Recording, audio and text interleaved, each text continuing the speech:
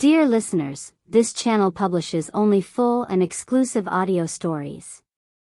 Please subscribe and like them if you enjoy them. Chapter 1. The photograph was hanging exactly where the first one had hung. Odessa Thorne stood very still in the doorway of Marguerite Whitlock's front parlor, holding a mug of tea she had not asked for and would not drink, and felt the small, precise click of two facts refusing to fit together. Same frame. Cheap gilt edging, a hairline scratch along the bottom left corner, as if it had once been dropped and never quite repaired. Same photograph inside it. A man in a blue cardigan, a woman with her head tipped toward his shoulder, two children squinting into a sun that did not seem to belong to any particular decade. A dog, out of focus, at the edge of the frame. She had seen this exact photograph 2 hours earlier, in a different house, 6 doors down, on a wall that belonged to a different family entirely. "That's my Harlan's parents," Marguerite said, following her gaze with the fond, unhurried pride of a woman who had told this story many times and never tired of it. "Taken this summer before he was born. I keep meaning to get it reframed, but you know how it is. Some things you leave exactly as you found them." Odessa smiled the smile she used for interviews, the one that cost her nothing and gave away less, and said, "It's a lovely photo." It was not a lovely photo. It was, Odessa was beginning to understand, a photograph that should not exist twice. She had come back to Elm Street on a Tuesday morning in late September, with a notebook, a digital recorder she rarely used because people talked more freely without it, and a folder 3 inches thick containing everything the newspapers, the police, and the internet had ever managed to say about a woman named Constance Vale, who had lived on this street and vanished from it 31 years ago, and had never, in all that time, been found. Odessa had not been back to Elm Street since she was 8 years old. She remembered almost nothing of it, a fact that troubled her more than she let herself examine too closely. She remembered a maple tree with a rope swing. She remembered the particular blue of the evening sky just before the streetlights came on, the way it seemed to hold its breath. She remembered her Aunt Ruth's hand, tied around hers, walking fast down a sidewalk in the rain, though she could no longer say where they had been walking from, or why the rain had felt like something to escape. She did not remember a mother. Ruth had raised her, had loved her fiercely and without complaint, and had answered every question about Odessa's mother the same way for 35 years. She couldn't cope, sweetheart, and then she was gone, and it doesn't do either of us any good to pick at it, until Odessa had learned, the way children learn the shapes of locked doors, to stop reaching for the handle. She had told herself, driving in that morning with the windows down and the maples just beginning to turn, that this assignment was no different from any other. A cold case. A missing woman. A neighborhood that had spent 3 decades quietly deciding not to talk about what had happened to one of its own. She had built a career out of neighborhoods like that. She had not expected, within the first hour, to feel as though the street itself was watching her walk down it and deciding whether it recognized her. The drive-in had been unremarkable, which was, in its own way, the strangest part. She had expected some flicker of recognition. A turn in the road that pulled at something buried, a house that made her chest tighten before her mind caught up.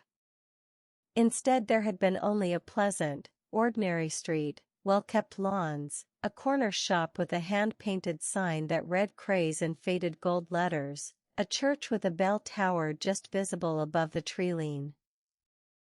She had parked outside a small bed and breakfast 2 streets over, unpacked exactly as much as she needed for a week, and told herself that the tightness in her chest was simply the discomfort of beginning something, and not the discomfort of returning to it.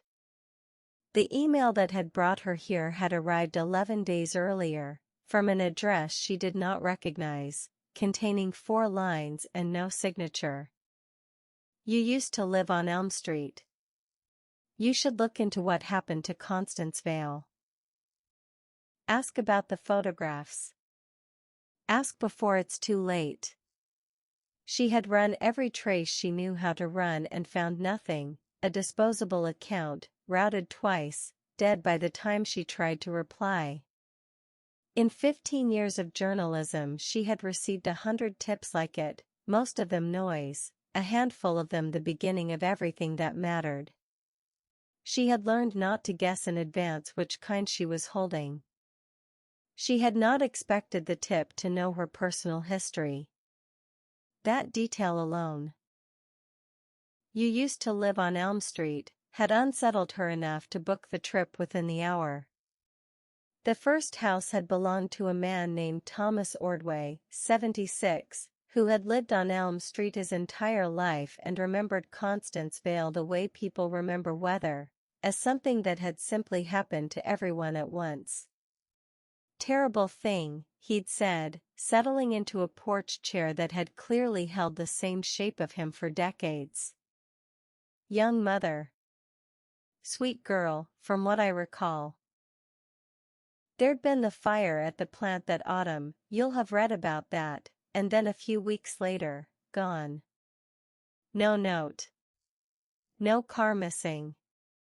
Just gone. He'd shaken his head, the gesture of a man revisiting a familiar ache rather than a fresh one. Some folks said she ran off. Some folks said worse. Nobody ever really knew, and after a while nobody asked out loud anymore. You learn not to, on a street like this. Was there a suspect? Odessa had asked, notebook balanced on her knee, pen still for the moment, the way she liked to hold it when she wanted a person to keep talking rather than start performing. Not that anyone ever named out loud. Thomas had turned his coffee cup slowly on its saucer, a small habitual motion, the kind people did when they were deciding how much of the truth to hand over. Her husband had died that same autumn, you understand. Terrible year for this street. Fire out at the old chemical plant took 3 men, and Micah Vale was one of them. So when Constance went missing a few weeks after burying her husband, most folks just assumed grief had done what grief does. Assumed she'd gone somewhere to fall apart where nobody could watch her do it. He'd shaken his head. Course, some of us wondered. A young widow with a baby girl doesn't usually leave the baby behind. Something in Odessa's chest had gone very quiet at that. She had a daughter? Infant, far as I recall. Went to live with an aunt, I believe, somewhere out of town. Never came back that anyone saw. He'd looked at Odessa then, mild and unknowing, an old man simply passing along the shape of a story he had told 100 times before. Funny thing, memory. You'd think a street would hold on to something like that a bit tighter than it has. Odessa had written down infant daughter, aunt.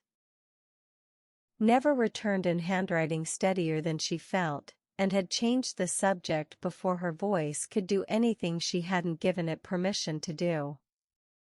It was in Thomas Ordway's front room, over his shoulder as he poured coffee neither of them wanted, that Odessa had first seen the photograph.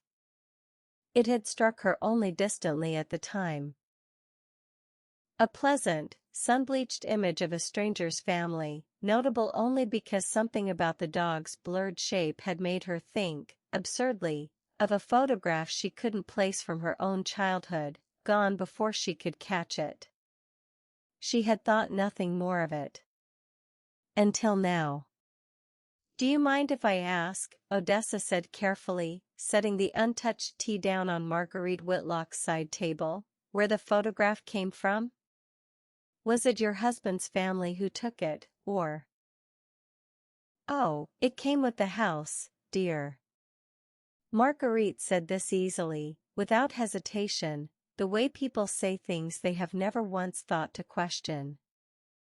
We bought this place back in '95, a rebuild, you understand, most of this end of the street is, and it was already hanging in the front room when we moved in. Harlan always said it must have been left by the previous owners, but there weren't any previous owners, not really, the house was brand new. So we decided it must have come from the builders. A little gift, maybe. People did things like that back then, a nice touch for new families settling in. She smiled, fond and untroubled. Harlan liked to joke that it was his family whether he liked it or not, seeing as they'd been on that wall longer than his own baby pictures. Odessa kept her face perfectly neutral, the way she had trained herself to do across a decade of interviews where the most important information was always the thing a person didn't realize they were telling you. So you don't actually know who the people in the photograph are? No, Marguerite said, and for the first time something flickered behind her eyes.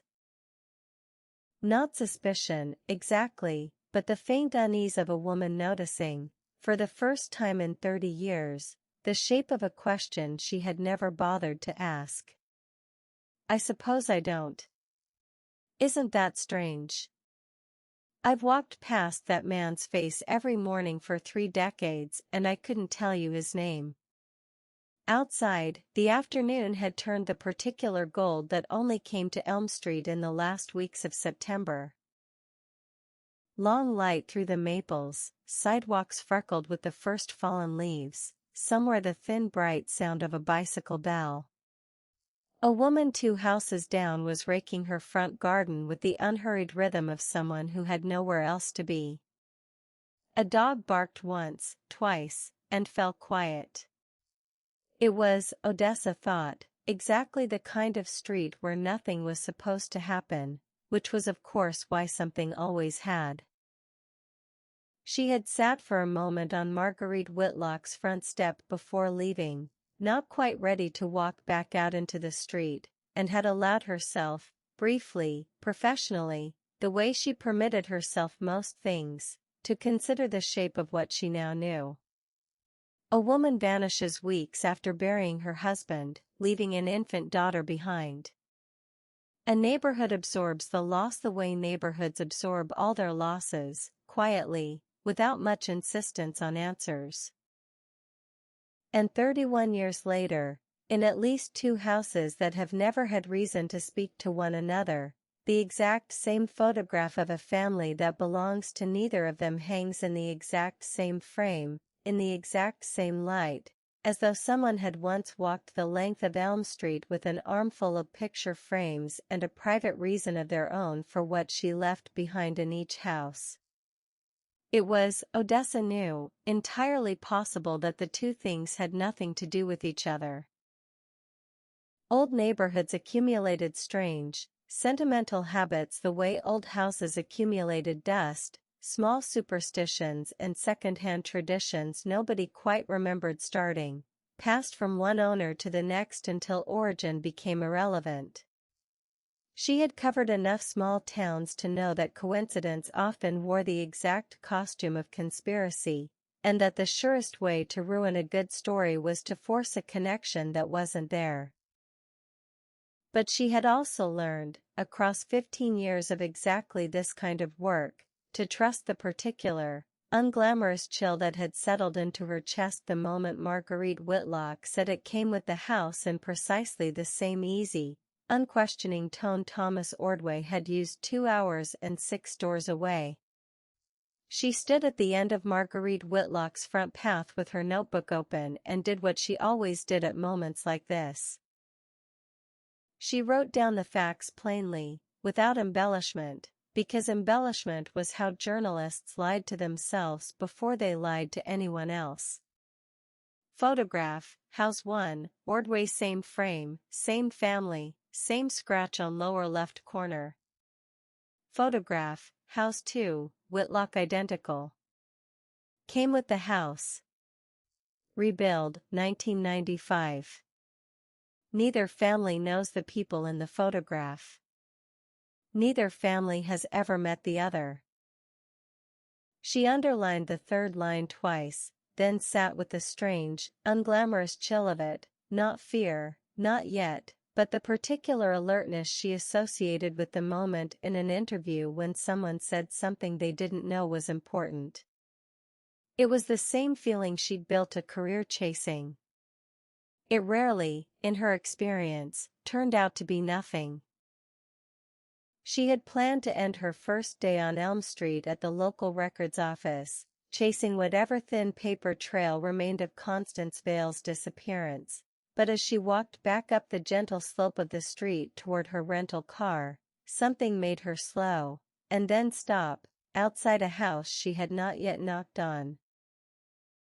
It was one of the newer-looking homes on the block, brick beneath a modest curtain of ivy, a child's bicycle tipped on its side in the front garden, training wheels still attached. A single lamp burned in the front window against the coming dusk, warm and yellow, the kind of light that made a stranger's house look, for one unguarded moment, like the inside of a memory. And there, on the wall above the mantel, angled just enough to catch the last of the afternoon sun through the glass. Odessa stopped walking entirely. The blue cardigan. The woman with her head tipped toward his shoulder. The two squinting children. The dog, forever out of focus, at the edge of the frame. The same photograph. The same frame. The same hairline scratch along the bottom left corner, though from this distance she could not have said how she was so certain of it, only that she was. A third house. A third family she was quite sure had never met the other two. And somewhere beneath the pleasant, ordinary hush of Elm Street in early autumn, beneath the raked leaves and the bicycle bells and the smell of someone's dinner starting 2 doors down, Odessa Thorne felt the first genuine chill of the investigation settle into her chest, cold and clean as the coming evening. She had come to Elm Street to find out what had happened to Constance Vale. She had not expected the street itself to start answering a question she hadn't yet learned how to ask.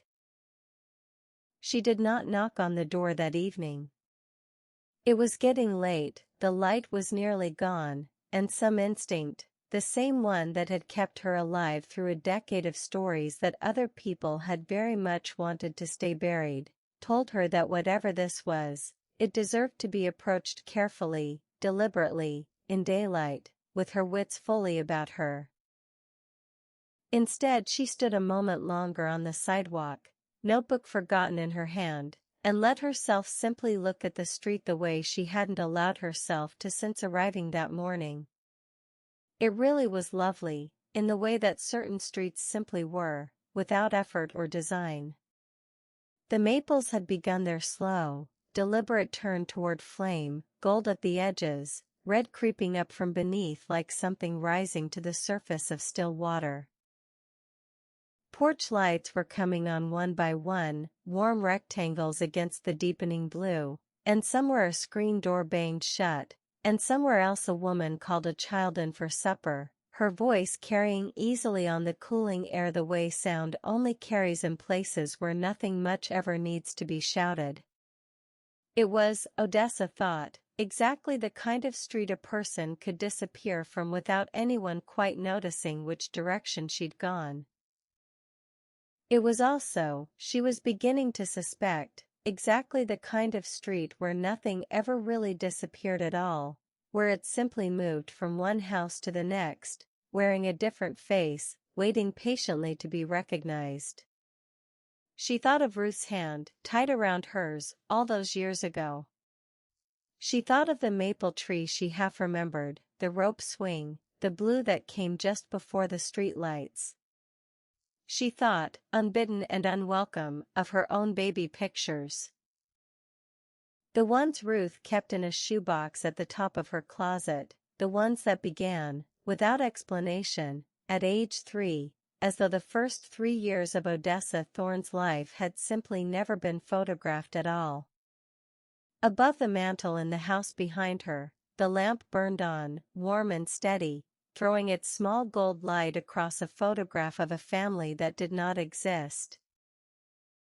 A family that, Odessa was now entirely certain, had never existed anywhere except inside identical frames, hung on identical walls, in houses whose owners had every reason in the world to believe they were looking at something that belonged only to them. She opened her notebook one final time before the light failed completely and wrote a single line, the ink slightly unsteady, though whether from the cooling air or something else she did not examine too closely. 3 houses. 3 families. Same photograph. What happened on this street that someone needed everyone to remember the same lie? Behind her, the last of the daylight slipped from the sky, and Elm Street settled into its long autumn evening exactly as it had for 31 years, quiet, golden lit, and keeping, behind every warm and ordinary window, a secret it had never once been asked to explain. Chapter 2. She did not sleep well.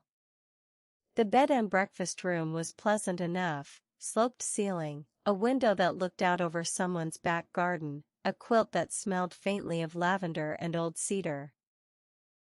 But Odessa lay awake past midnight with her phone propped against a water glass, scrolling through the photographs she had taken discreetly at Marguerite Whitlock's, comparing it, frame by frame, to the one she had captured that morning at Thomas Ordway's without quite admitting to herself why she was doing it. They were identical.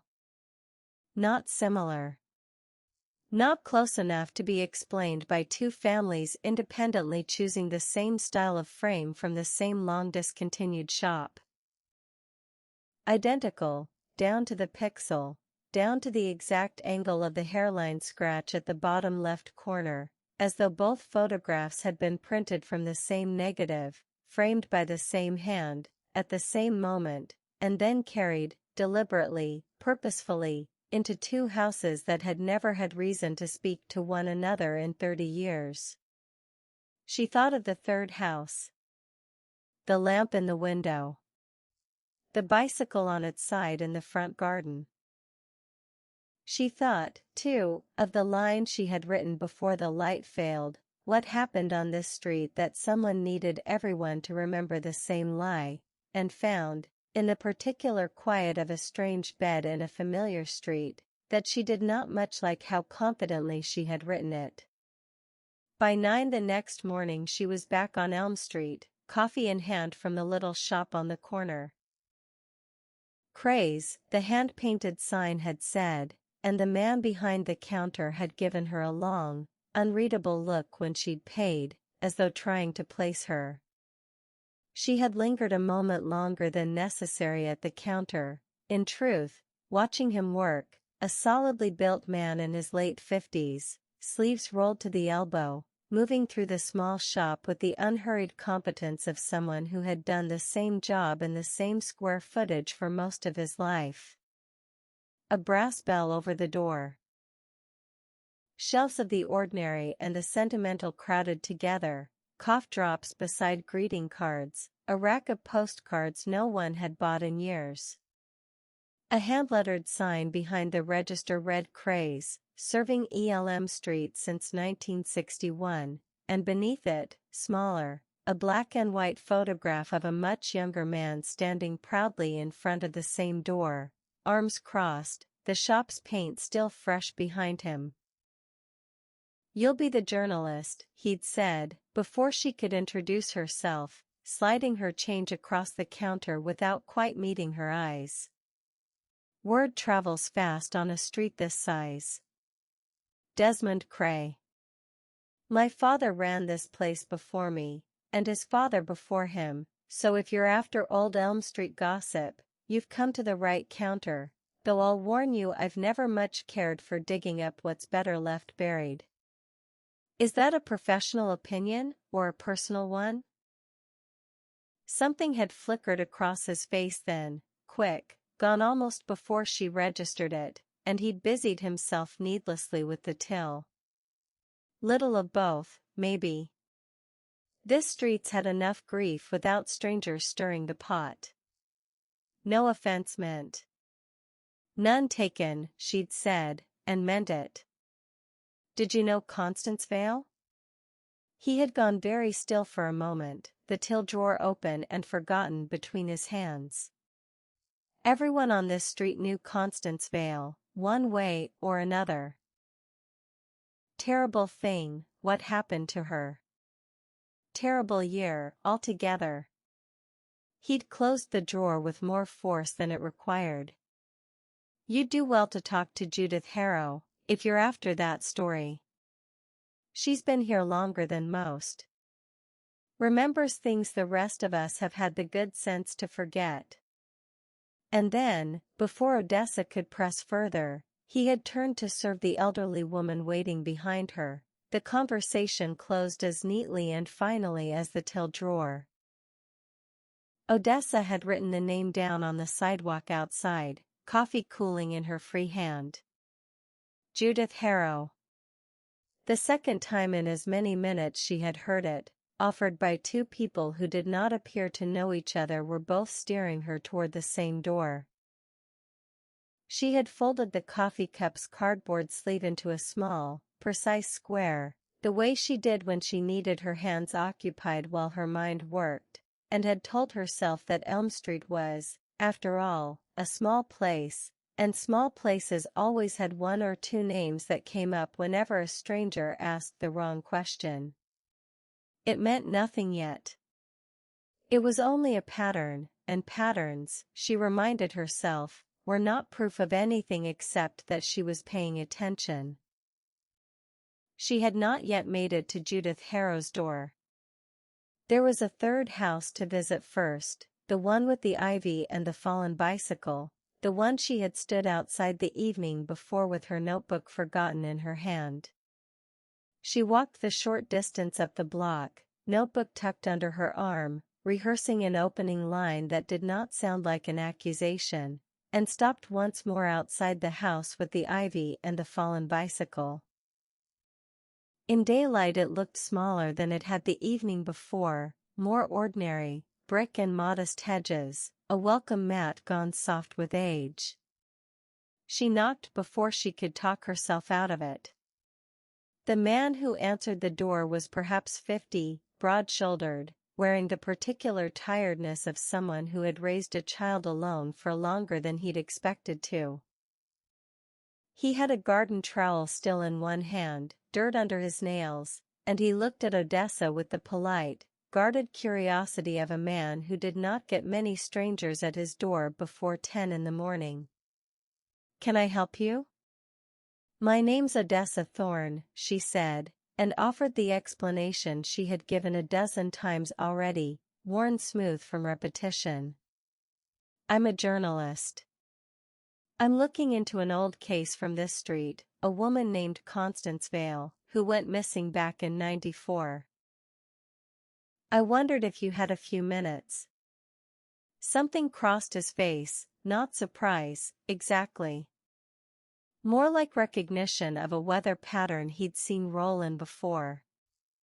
"Marcus Dean," he said, after a moment, and stepped back just enough to let the door swing wider, though he did not quite invite her in. "You'd better come through. My daughter's at school, so we've got the place to ourselves, which is more than I can say most mornings."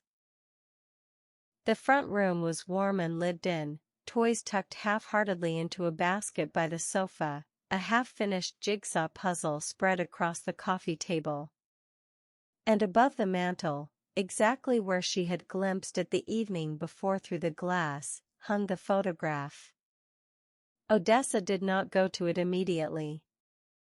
She had learned, over the years, that the fastest way to make a person defensive was to walk into their home and stare at something as though it belonged to you and not them. So she let Marcus make coffee neither of them would finish, let him talk first about the house, about how long he'd owned it, about the trouble with the gutters that autumn, and only once he had settled into the rhythm of easy conversation did she nod toward the mantel and ask, as casually as she could manage, "That's a lovely old photograph. Family?" Marcus glanced at it the way a man glances at a piece of furniture he has stopped truly seeing years ago. "Not mine, no. Came with the house. My parents bought this place back in '96, one of the rebuilds, after the fire out at the old plant took half the street with it, and it was already up when they moved in. Nobody ever took it down.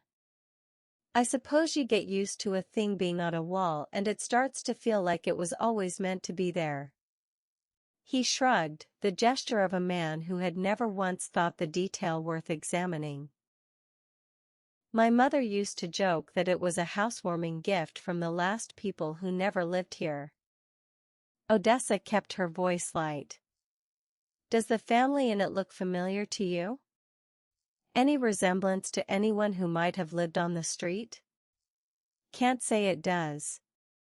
He studied it properly now, for what she suspected was the first time in years, his brow creasing faintly. "Funny thing to ask." "Why?" "Because I've seen it twice already this week," Odessa said. "Same frame. Same photograph. Two other houses on this street. And as far as I can tell, none of those families have ever met each other." The silence that followed was not long, but it changed the temperature of the room considerably. Marcus set down his coffee cup with more care than the gesture required. "That's a strange thing to say." "It's a strange thing to be true," she said. "But it is." He did not throw her out, which she had half expected. Instead he sat, slowly, in the armchair across from her, and looked at the photograph the way a man looks at a familiar face he has just been told belongs to someone else entirely. "I've lived in this house my whole life," he said finally. "Grew up here, moved out for university, came back when my parents passed and I needed somewhere for me and my girl. I've walked past that photograph 10,000 times. I could tell you the exact pattern of the crack in the ceiling above it before I could tell you anything real about the people in that frame." He shook his head slowly. "And you're telling me it's hanging in two other front rooms on this street, and nobody's family?" "That's what I'm telling you." "Well." He exhaled, something between a laugh and a sigh. "That's Elm Street for you, I suppose. Half the houses on this end were thrown up in about 10 weeks after the fire, if the old stories are true. Cheap fittings, corners cut, everybody just glad to have a roof again before the first frost. Wouldn't surprise me if some contractor ordered 100 of the same picture frame and filled them with whatever stock photo came in the box, and nobody ever thought twice because nobody had the energy left to think twice about anything that year." It was, Odessa had to admit, a perfectly reasonable explanation, mundane, almost disappointingly so, the kind of tidy answer that made for a very short article and an even shorter audience.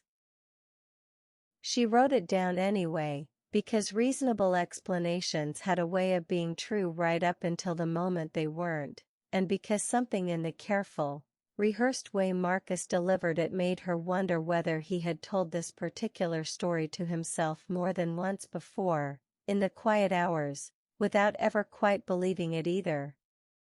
"Can I ask what year you were born?" she said. "I'm trying to work out how far back the memory of that fire really goes on this street." 78. "Why?" "No reason." A lie, mild and necessary. She was doing the arithmetic in her head. If he'd been 16 when the fire happened, old enough to remember it clearly, young enough that his parents would still have made every decision about the house without consulting him. Do you remember Constance Vale?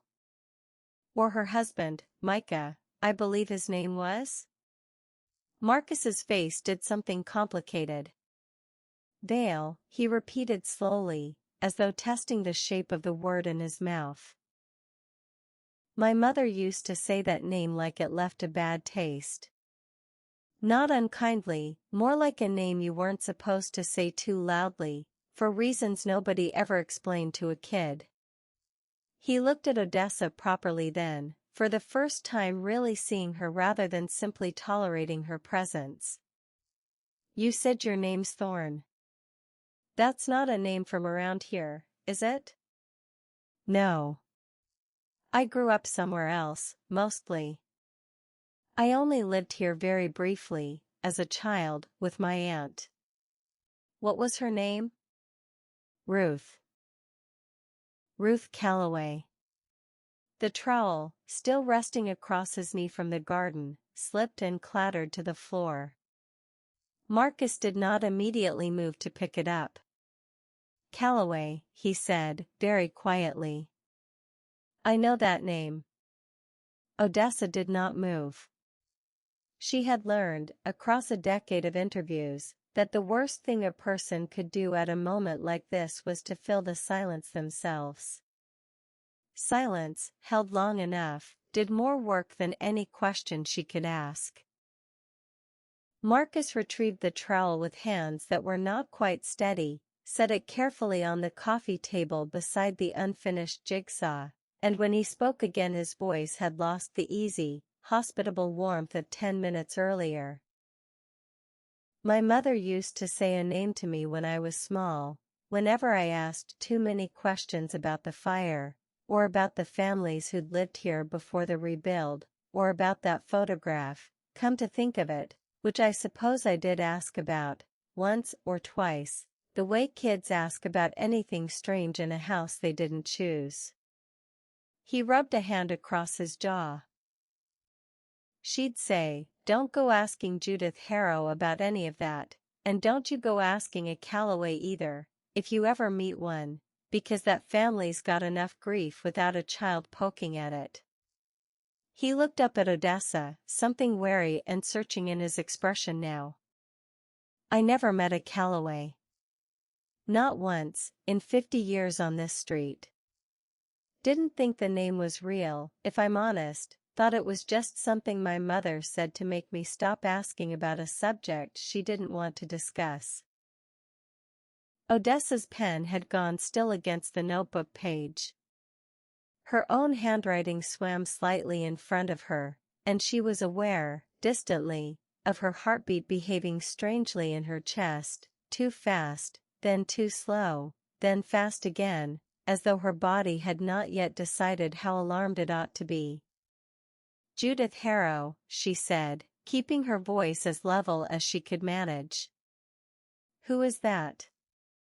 Lives up at the top of the street. Been there longer than anyone, near enough. Moved in not long after the rebuild, if memory serves, though nobody I know remembers exactly when. Keeps a beautiful garden. Everyone loves her. Marcus's frown deepened, as though he were only now, in the telling, hearing how strange his mother's old warning actually sounded out loud. I always assumed it was nothing. Small-town superstition. Old grudge nobody remembers the reason for anymore. But you turn up on my doorstep asking about a missing woman and an identical photograph in 3 separate houses, and suddenly it doesn't feel much like nothing. Odessa stayed another 20 minutes, though little of substance was added to what she had already learned. Marcus, visibly unsettled now, kept circling back to the same handful of details, the photograph, his mother's old warning, the name Calloway landing in his front room like something dropped from a height. without managing to make any of it sit comfortably in a shape he recognized. When she finally rose to leave, notebook full, coffee gone cold and untouched on the table between them, Marcus walked her to the door himself, and stood for a moment on the threshold with his hand still on the frame, the autumn light behind him catching the gray already coming in at his temples. "Can I ask you something?" he said. "Of course." "Why now?" "That fire was 30-odd years ago." "That woman's been gone longer than my daughter's been alive. Whatever this street's been sitting on, it's sat on it a long time without anybody coming to dig it up." "Why's it you, and why's it now?" It was, Odessa thought, exactly the question she had been avoiding asking herself since the anonymous email had arrived 11 days earlier, and she did not have an honest answer prepared for it, not one she was ready to say out loud, not yet, not until she understood it better herself. "I don't know," she admitted. "Someone reached out to me. Asked me to look into it. I don't know who, and I don't know why they chose me specifically, out of everyone who could have taken this story." Marcus studied her for a long moment, something unreadable moving behind his eyes, and then, almost as an afterthought, in the tone of a man remembering a detail only as he was closing the door on it, he said the thing that would keep Odessa awake for the second night in a row. "Funny," he said. "You're not the first person who's asked about that photograph, you know." Odessa went very still on the front step. "Who else has asked?" But Marcus Dean only shook his head, already retreating back into the warmth of his front hall, his hand already closing the door between them. "Ask Judith," he said. "She'll remember better than I do. She remembers everything on this street." And then, more quietly, almost to himself, as the door clicked shut, "She always has." Odessa stood on the front step a moment longer than the closed door strictly required, the autumn air cool against her face, the street around her going about its ordinary morning business, a neighbor 2 doors down wheeling out a recycling bin, a dog nosing through a hedge, the distant hum of a lawnmower somewhere behind the houses. It was, she thought, remarkable how a place could hold this much quiet unease beneath such an entirely unremarkable surface. The way still water gave no hint of what moved beneath it until something broke through. 2 people, unconnected, in 2 separate corners of her first 24 hours back on Elm Street, had said the same name to her as though passing along a small, necessary warning. "Ask Judith. She remembers everything." Neither of them had said it as an accusation. Both of them had said it the way people speak of a keeper of records, someone who held the street's memory the way a church held its parish registry, faithfully, and without judgment as to what was written inside. She thought of Desmond Cray's carefully closed till drawer. She thought of Marcus Dean's trowel clattering to the floor at the sound of her aunt's name. She thought, unwillingly, of the shoebox of photographs in Ruth's closet that began at age 3, and of a mother who had, by every account she'd gathered so far, vanished into thin air while her infant daughter slept somewhere nearby, unaware that the last ordinary morning of her old life was already ending. By the time Odessa reached the top of the street, where the houses grew older and the gardens grew wilder and a low stone wall marked the edge of what a neighbor pointed out, with a slightly wary glance, to be Judith Harrow's property, the sun had climbed fully clear of the maples, and the whole of Elm Street lay spread out gold and quiet behind her. The kind of morning that made it very easy to forget that beneath every well-kept garden was simply more earth, and beneath enough earth, given enough time, a person could bury almost anything at all. The garden beyond the wall was, by any measure, beautiful, late roses still holding their color, neat rows of something green and orderly, a wooden bench positioned to catch the morning light. But the house itself sat silent, curtains drawn against the sun, no smoke from the chimney, no sign of the woman two strangers had already sent her here to find. Odessa stood at the iron gate for a long moment, hand resting on the cool metal latch, and found, to her own quiet surprise, that she was in no hurry to lift it. Whatever waited for her on the other side of that garden, she understood with sudden and total certainty, was not something she could afford to walk into unprepared. Not until she understood exactly what question she meant to ask, and exactly how much of the answer she was ready to hear. She let her hand fall from the latch, turned, and began the walk back down the hill, already composing in her mind the questions she would need answered first. Chapter 3.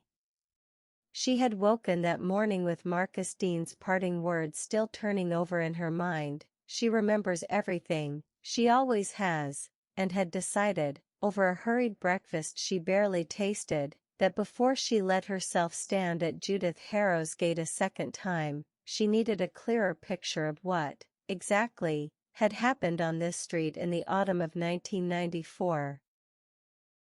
Instinct told her that whatever waited behind Judith's drawn curtains would only make sense once she understood the shape of the wound it was built around.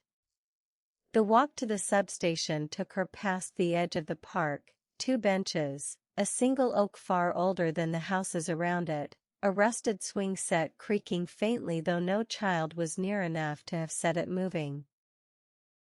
She stopped there a moment, unable to say exactly why, and watched a scatter of fallen leaves turn slow circles across the grass in a breeze she could not otherwise feel. It was the kind of ordinary, unremarkable stillness that made a place feel entirely safe, and it was precisely that safety, she was beginning to understand, that made Elm Street such an efficient place to keep a secret. Nobody went looking for wounds beneath a street this pretty. That, she suspected, had always been rather the point. The county sheriff's substation sat 2 streets back from Elm proper, a squat brick building with a flag that had faded to the color of weak tea and a bell above the door that rang with considerably less charm than the one at Cray's.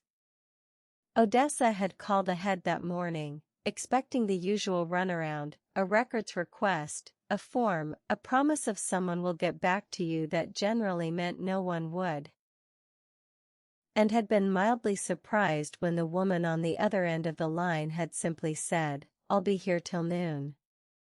Come now if you're coming," and hung up before Odessa could ask her name. She had not needed to ask. Sheriff Rosalind Fenwick's name was stenciled in gold on the door of the corner office, beneath a smaller, older plaque that read simply Deputy, as though the building itself had never quite bothered to update. Fenwick was somewhere in her late 50s, silver-haired, built with the compact, unhurried solidity of a woman who had spent 30 years learning that most problems did not respond well to being rushed. She did not stand when Odessa entered, only gestured at the chair across the desk with a folder already sitting squarely in front of her, closed, one corner worn soft from handling. "You'll be the journalist," she said, echoing Desmond Cray's words so precisely that Odessa nearly smiled. Word travels fast. So I've been told. Twice now. Small street. Long memory. Fenwick opened the folder without ceremony, though she did not turn it to face Odessa, not yet. "You want to know about Constance Vale?" "I do." "Then I'll tell you what's on the public record, because that's what you're entitled to, and I'll ask you to remember that a public record and the whole truth aren't always the same document." She said this evenly, without apology, the way a woman says something she has said many times before and has long since stopped expecting anyone to fully understand. October of '94, There was an explosion out at the Ashgrove chemical plant on the west edge of town. Pressure valve failure, near as anyone could determine. 3 men killed. One of them was Micah Vale, engineer, 31 years old, married, 1 daughter, not yet a year old at the time. Odessa kept her pen moving, kept her face doing the work it was trained to do, though something in her chest had gone very still at the number, not yet a year old. The fire spread to 6 houses on the lower end of Elm Street, Fenwick went on. Gas line ran too close to the plant boundary, always had, everybody knew it and nobody fixed it, which tells you something about how this town has always preferred to handle its problems. Contractor called McAllister Homes rebuilt those 6 houses inside of 10 weeks, record time, though I'll tell you now, before you ask, that speed like that usually means somebody cutting corners they shouldn't, and I never did see the paperwork that would tell me exactly who authorized it or why it moved that fast. And Constance Vale? Odessa asked, when the pause had stretched long enough that she understood she was meant to ask. Fenwick's jaw tightened, almost imperceptibly. Widowed that October. Baby girl to raise alone. By all accounts a woman handling more grief than anyone should be asked to carry, and handling it, from what her neighbors told me at the time, about as well as anyone could. She turned the folder now, finally, so Odessa could see the thin sheaf of photocopied pages inside. A missing person report, dated December of that year, the typewritten font slightly uneven, the kind of document that belonged to an era just before everything went digital and clean. 3rd of December, 94. Neighbor noticed her car still in the drive but no lights on for 2 days running. Went to check on her. House was locked, tidy, nothing out of place. No note. No sign of a struggle. Baby was with her sister that week. Had been for a few days already, which the sister said wasn't unusual. Constance sometimes needed the help, and Constance herself was simply gone. You investigated it yourself? I was the deputy who took the initial report. Fenwick said this carefully, the way a person picks their way across ice they already know is thin in places. 26 years old. 2nd year on the job. It was, and I'll be honest with you, the worst thing that had happened on this street in my lifetime, and I did not have the experience to know how badly I might get it wrong. Did you get it wrong? Fenwick did not answer immediately. She closed the folder again, squared its edges against the desk with more precision than the gesture required, and when she finally spoke, her voice had lost some of its earlier flatness. I did what I was trained to do. I followed the evidence I was given, and the evidence I was given said a grieving widow, in the depths of a grief nobody could blame her for, made the choice to leave. It happens. It happened plenty, in those days, before anybody talked much about what grief actually did to a person's mind. We classified it voluntary and unresolved, and the files sat that way for 31 years. She met Odessa's eyes directly then, something unreadable moving behind her own. Whether I got it wrong is a question I've been asking myself for a very long time, Miss Thorne, and I don't know that I've ever landed on an answer I'm proud of. Outside, through the station's single narrow window, Odessa could see a slice of the street beyond, a maple shedding leaves in unhurried spirals, a woman walking a dog, the ordinary rhythm of a Tuesday morning entirely unbothered by the 31-year-old wound being reopened 2 floors above it. She found herself, not for the first time since arriving, acutely aware of how easily grief folded itself into the landscape of a place, indistinguishable after enough years from the weather. Can I ask about the 6 houses that were rebuilt? She said. Specifically, do you know which ones? Fenwick's eyebrows lifted slightly at the change in direction. It's public record, if you want to dig through old zoning permits. Why? Because I found the same photograph. Identical, down to the frame, hanging in 3 houses on Elm Street so far. And I have a growing suspicion all 3 of them are going to turn out to be part of that original 6. Something shifted in Fenwick's expression, not quite surprise, more the recalibration of a woman recognizing a piece of a puzzle she had not expected a stranger to hand her. She pulled a battered folder from a lower drawer, blew a thin film of dust from its edge, and ran a finger down a list of addresses that Odessa recognized before she'd finished reading them. Ordway's house. Whitlock's house. Dean's house. All 3. All part of the 6. Well, Fenwick said slowly. That's not nothing.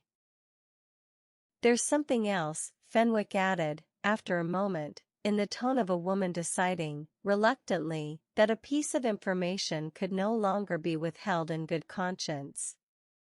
You'll hear this from someone on the street eventually, so you may as well hear it properly, from someone who knows the difference between what's true and what's just grown large in the telling.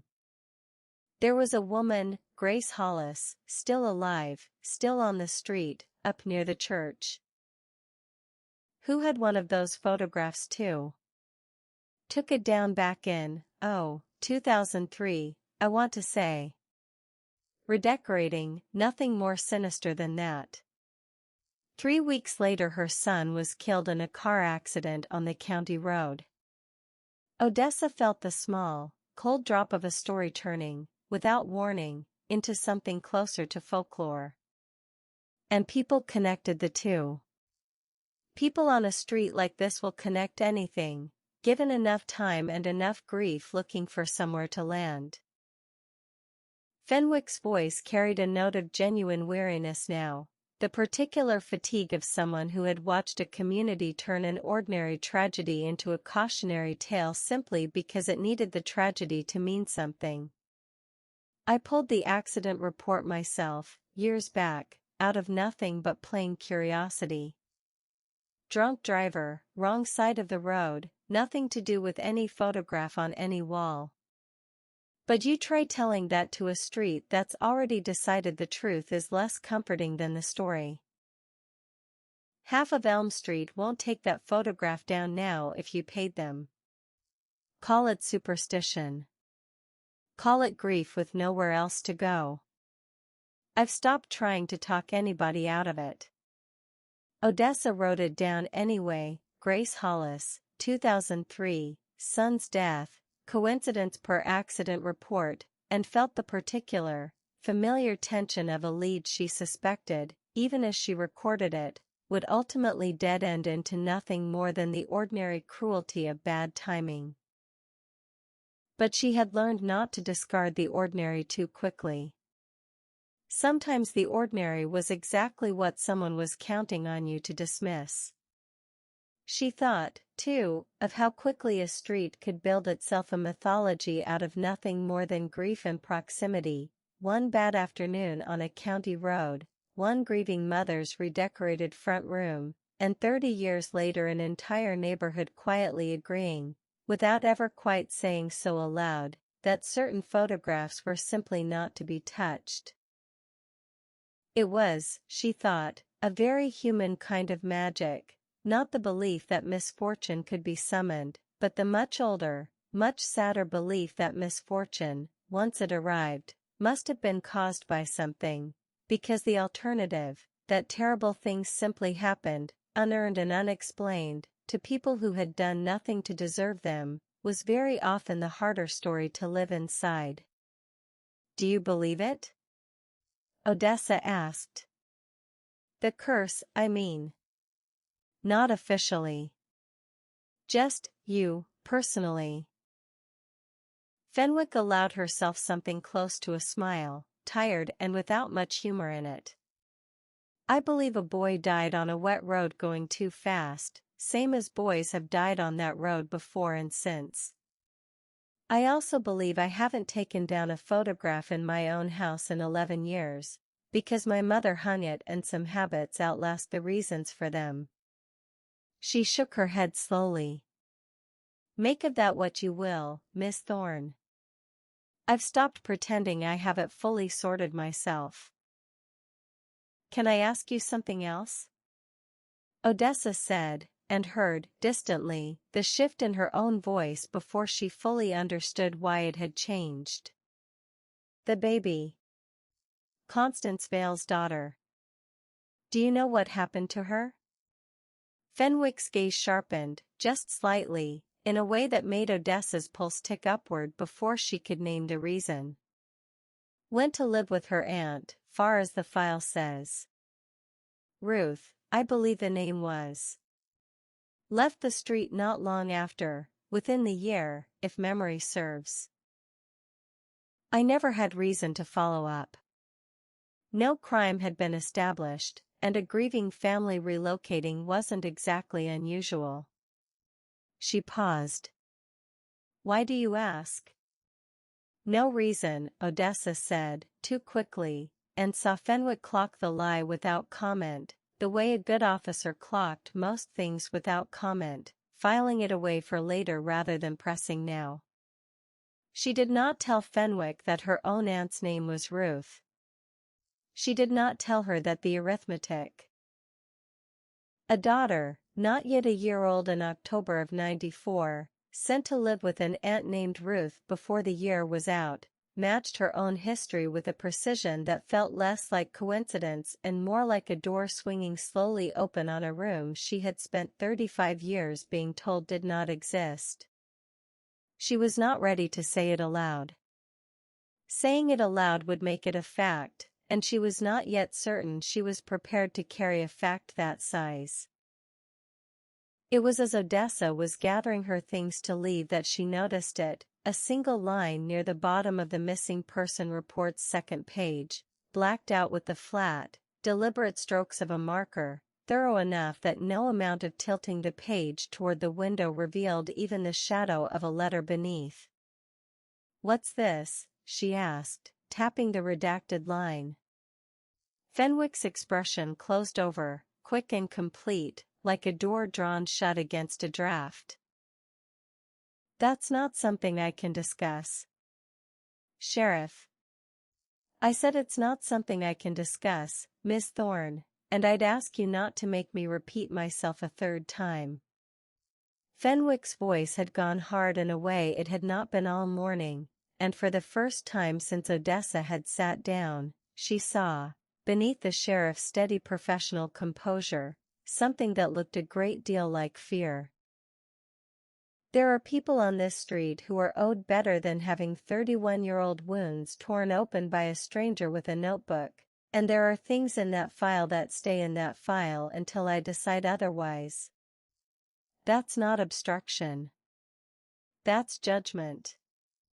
I'd ask you to trust that I've earned the right to exercise it. She closed the folder, and this time she did not open it again. I think you should go, Miss Thorne, Fenwick said, not unkindly, but with a finality that left no room for negotiation. I've told you what I can.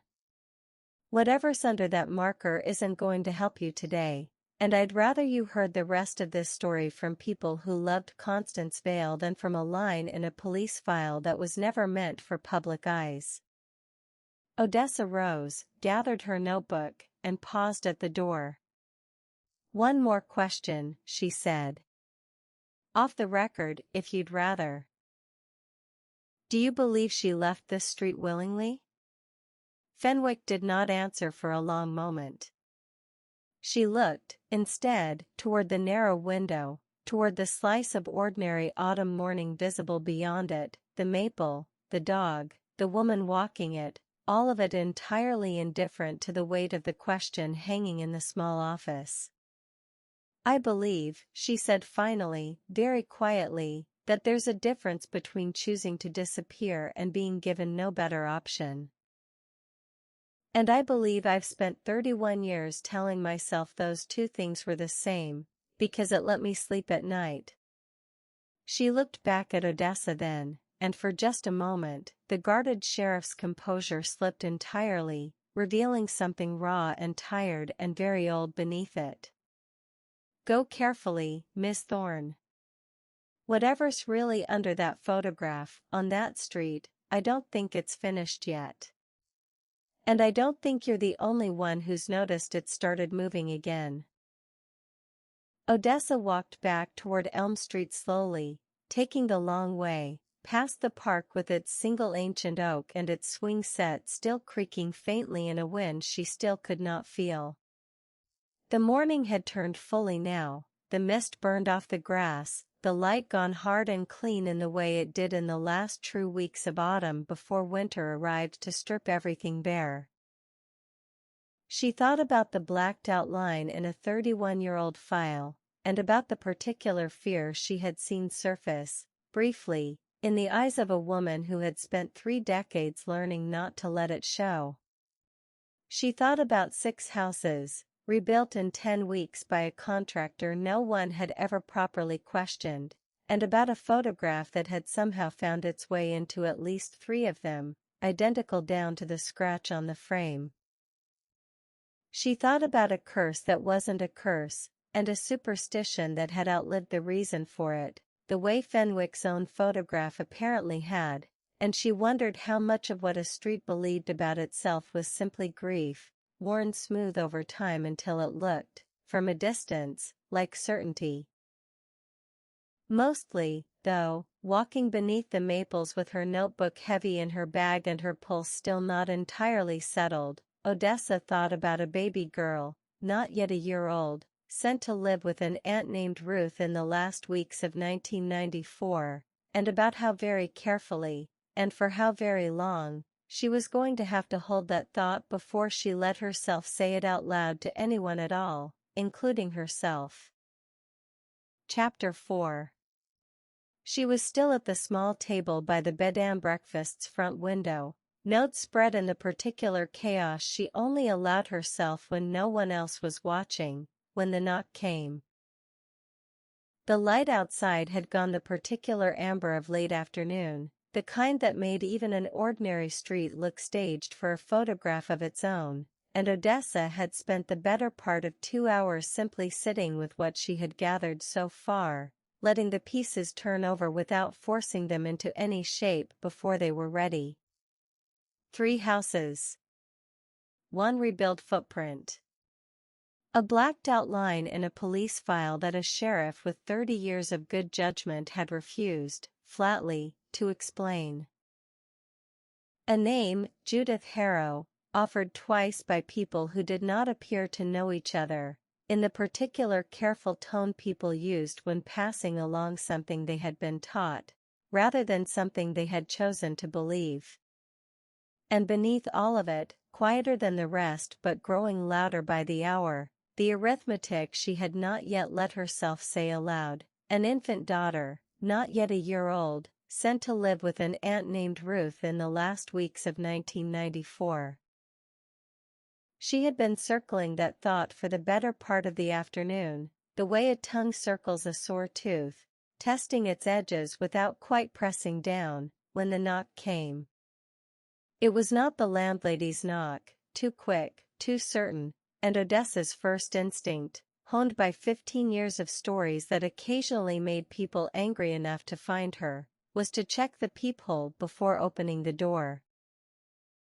What she found on the other side was a woman perhaps mid-30s, dark hair pulled back in a loose knot, a toddler's sock still clinging to one shoulder of her cardigan, and an expression that managed to be both apologetic and entirely unembarrassed at the same time.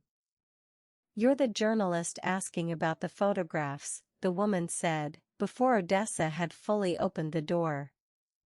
"Sorry, I know that's an alarming way to introduce myself. I'm Nadia. Nadia Osei.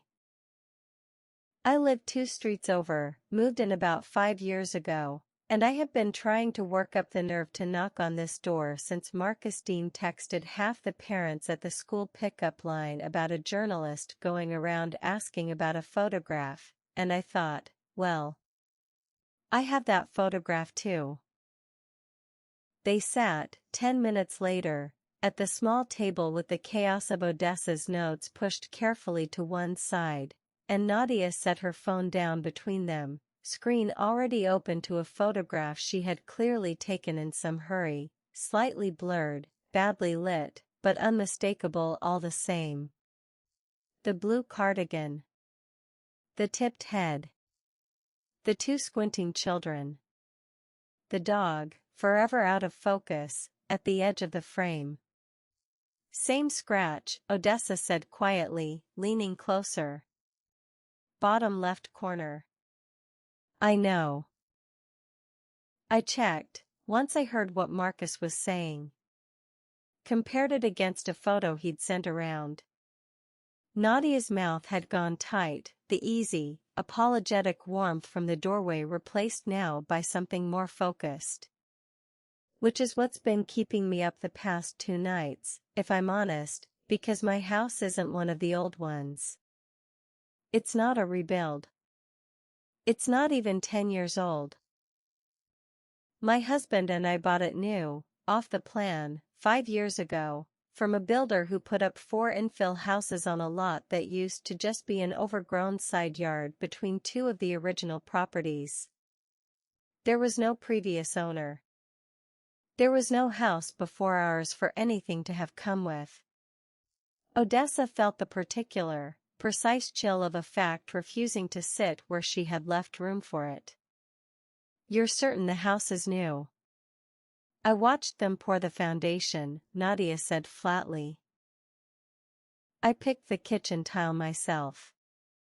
There is no version of events where that photograph came with the house, Miss Thorne, because there was no house for it to come with. Which means somebody put it there. Recently. On purpose. Odessa let that settle for a moment, aware of her own pulse ticking up in a way she had learned, over the years, to treat as information rather than distraction. 3 houses tied to the original rebuild, a mystery old enough to have a dozen mundane explanations. A 4th house, built 5 years ago, with the exact same photograph hanging inside it, that was not history anymore. That was something happening now, in real time on a street she was currently standing in. When did you first notice it? She asked. Honestly? Not for the first 2 years.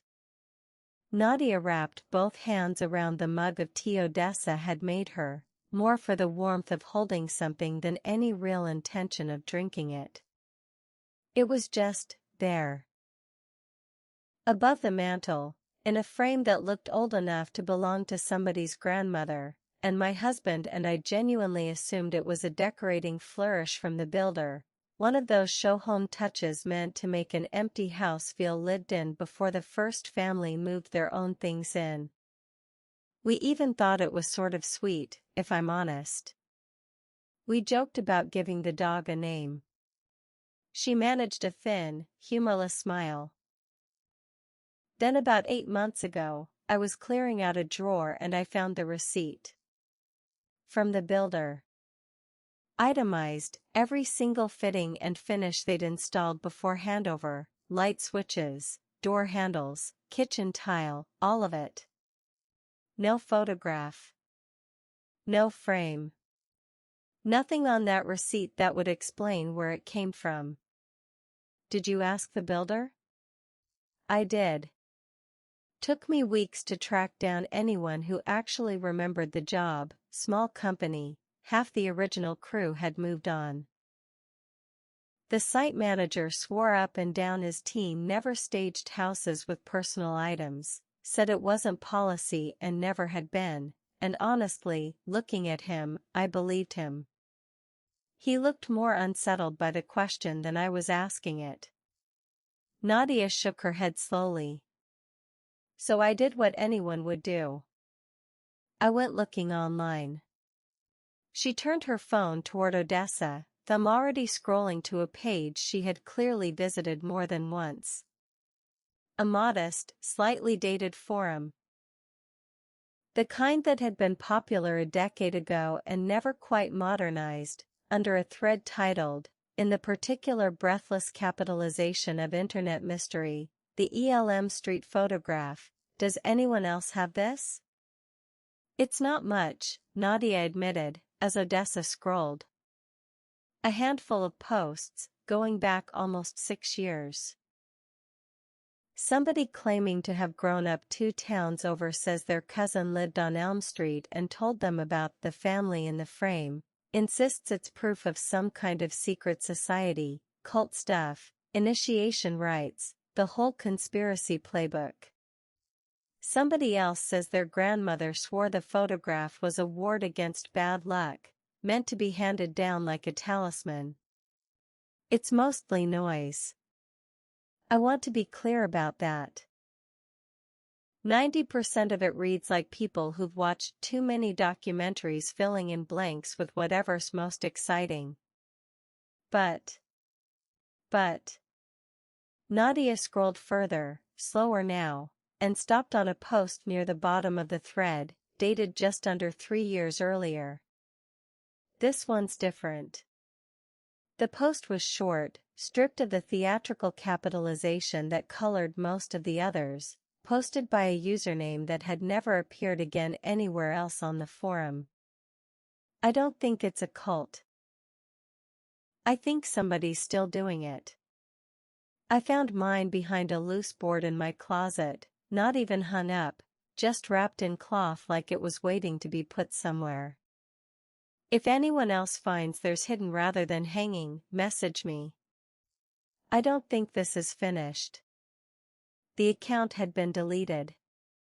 The message function returned nothing but an error.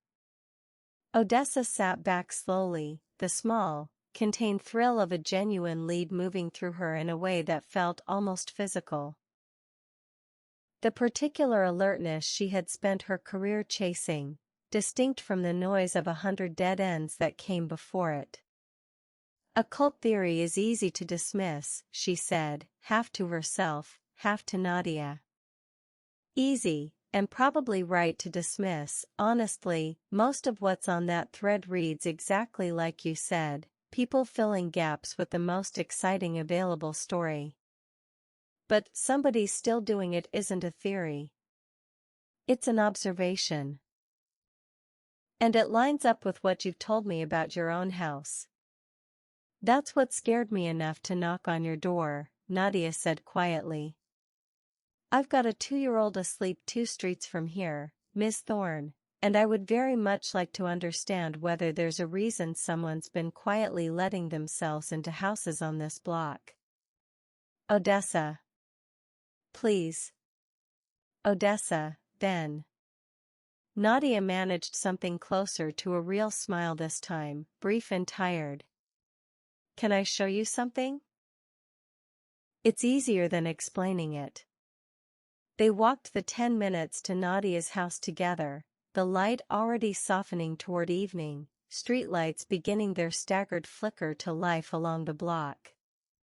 It was, Odessa thought, a genuinely lovely walk, porch lights warming to life one by one, the smell of someone's dinner drifting from an open kitchen window, a pair of children racing bicycles down a side street in the last usable light before their mothers called them in. Nadia walked quickly, the particular brisk pace of a woman used to covering ground while also keeping half an ear tuned toward a house 2 streets away where a babysitter was, presumably, watching the clock. "Can I ask why you moved here?" Odessa said, mostly to fill the silence, though she found she was genuinely curious. 5 years ago, you said. Not exactly a street with an obvious draw, once you know its history. We didn't know its history, Nadia admitted, with a short, rueful laugh. That's rather the point, isn't it? My husband and I were priced out of everywhere closer to the city, and this lot came up cheap, infill development, for new houses squeezed onto land nobody had built on in decades, and nobody selling it to us mentioned so much as a rumor about a missing woman or a chemical fire. We found out about all that from an elderly neighbor about a year after we'd already unpacked every box, and by then it felt a bit late to be alarmed about it. This street's been kind to us, mostly. Good schools. Quiet. People who bring soup when you're sick. Her mouth twisted slightly. Which is rather what makes all of this so unsettling, if I'm honest. It doesn't feel like the kind of place where anyone would have a reason to sneak into houses and hide things behind glass. Most places don't, right up until they do, Odessa said quietly, and Nadia glanced at her sideways, something like recognition passing between them. Two women, from very different lives, arriving at the same uneasy understanding of how thin the membrane really was between an ordinary street and whatever lay just beneath it. Nadia's home sat exactly where she'd described it, new brick, still sharp-edged compared to its older neighbors, a narrow strip of garden not yet fully grown into itself, a child's ride-on toy abandoned on its side by the front step. The photograph hung above the fireplace, precisely as Odessa had expected, and precisely as unsettling to see in person as it had been in every other house so far, the same blue cardigan, the same tipped head, the same dog forever refusing to come into focus, hanging in a home that had not existed, by any reasonable account, until 5 years after the photograph itself must have been printed. "May I?" Odessa asked, already reaching, and Nadia nodded. She lifted the frame carefully from its hook and turned it toward the last of the window light, running her thumb along the edge the way she had at Marguerite Whitlock's and Marcus Dean's, checking, out of habit now more than expectation, for the familiar scratch along the bottom left corner. It was there. Identical. But as she turned the frame further, angling it to catch the light more fully, she noticed something she had not seen in either of the previous two. A thin, hairline crack running diagonally across the lower right pane of glass, so fine it might easily have gone unnoticed by anyone not actively searching for it. And behind the crack, tucked between the photograph and its backing board, just visible at the very edge where the crack met the frame, something pale. Not part of the image. Not the pale of the dog's blurred fur or the woman's cardigan collar. Paper. A second layer of paper, folded small, wedged deliberately behind the print itself. Odessa's breath caught, and beside her, Nadia went very still. "That's not part of the photo," Nadia said quietly. "No," Odessa said, her own voice unsteady in a way she did not try to disguise. "I don't think it is." For a long moment, neither of them moved. The last of the daylight was fading fast now, the room around them sliding into the particular blue dimness that came just before someone thought to turn on a lamp, and the frame sat heavy and cold in Odessa's hands, its hidden edge of pale paper catching what little light remained like something deliberately, patiently waiting to be found. "We should open it," Nadia said, though her voice carried none of the certainty her words implied.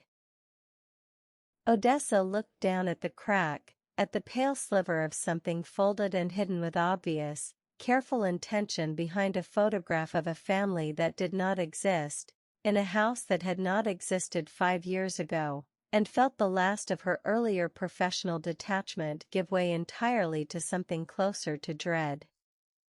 "Not tonight," she said. "Not like this, not rushing it in bad light with our hands shaking." She set the frame down gently on the mantel, exactly where it had hung, and made herself breathe once, slowly, before continuing. "Whatever's behind that glass has been waiting there for who knows how long. It can wait until morning." But Nadia, I need you to understand what you've just shown me. 3 of these photographs, at least, came from an old rebuild 31 years ago, and whatever explanation that deserves, it's history. This one didn't. This one means somebody has been inside your house, recently, hiding something behind glass in a frame they wanted you to trust enough never to take down. Nadia's face, in the fading light, had gone pale in a way that had nothing to do with the paper hidden behind the glass. Then whoever it is, she said quietly, still has a key. They stood together in the darkening room a moment longer, neither quite willing to be the first to switch on a lamp, as though the ordinary electric light might make the frame on the mantel feel more real rather than less. Somewhere upstairs, faintly, a baby monitor crackled and settled again. I should call a locksmith, Nadia said eventually, though she made no move toward her phone. First thing tomorrow. Change every lock in this house before my daughter's even awake. That's sensible, Odessa said. I'd do the same. Would you? Nadia looked at her properly then, something searching in the question.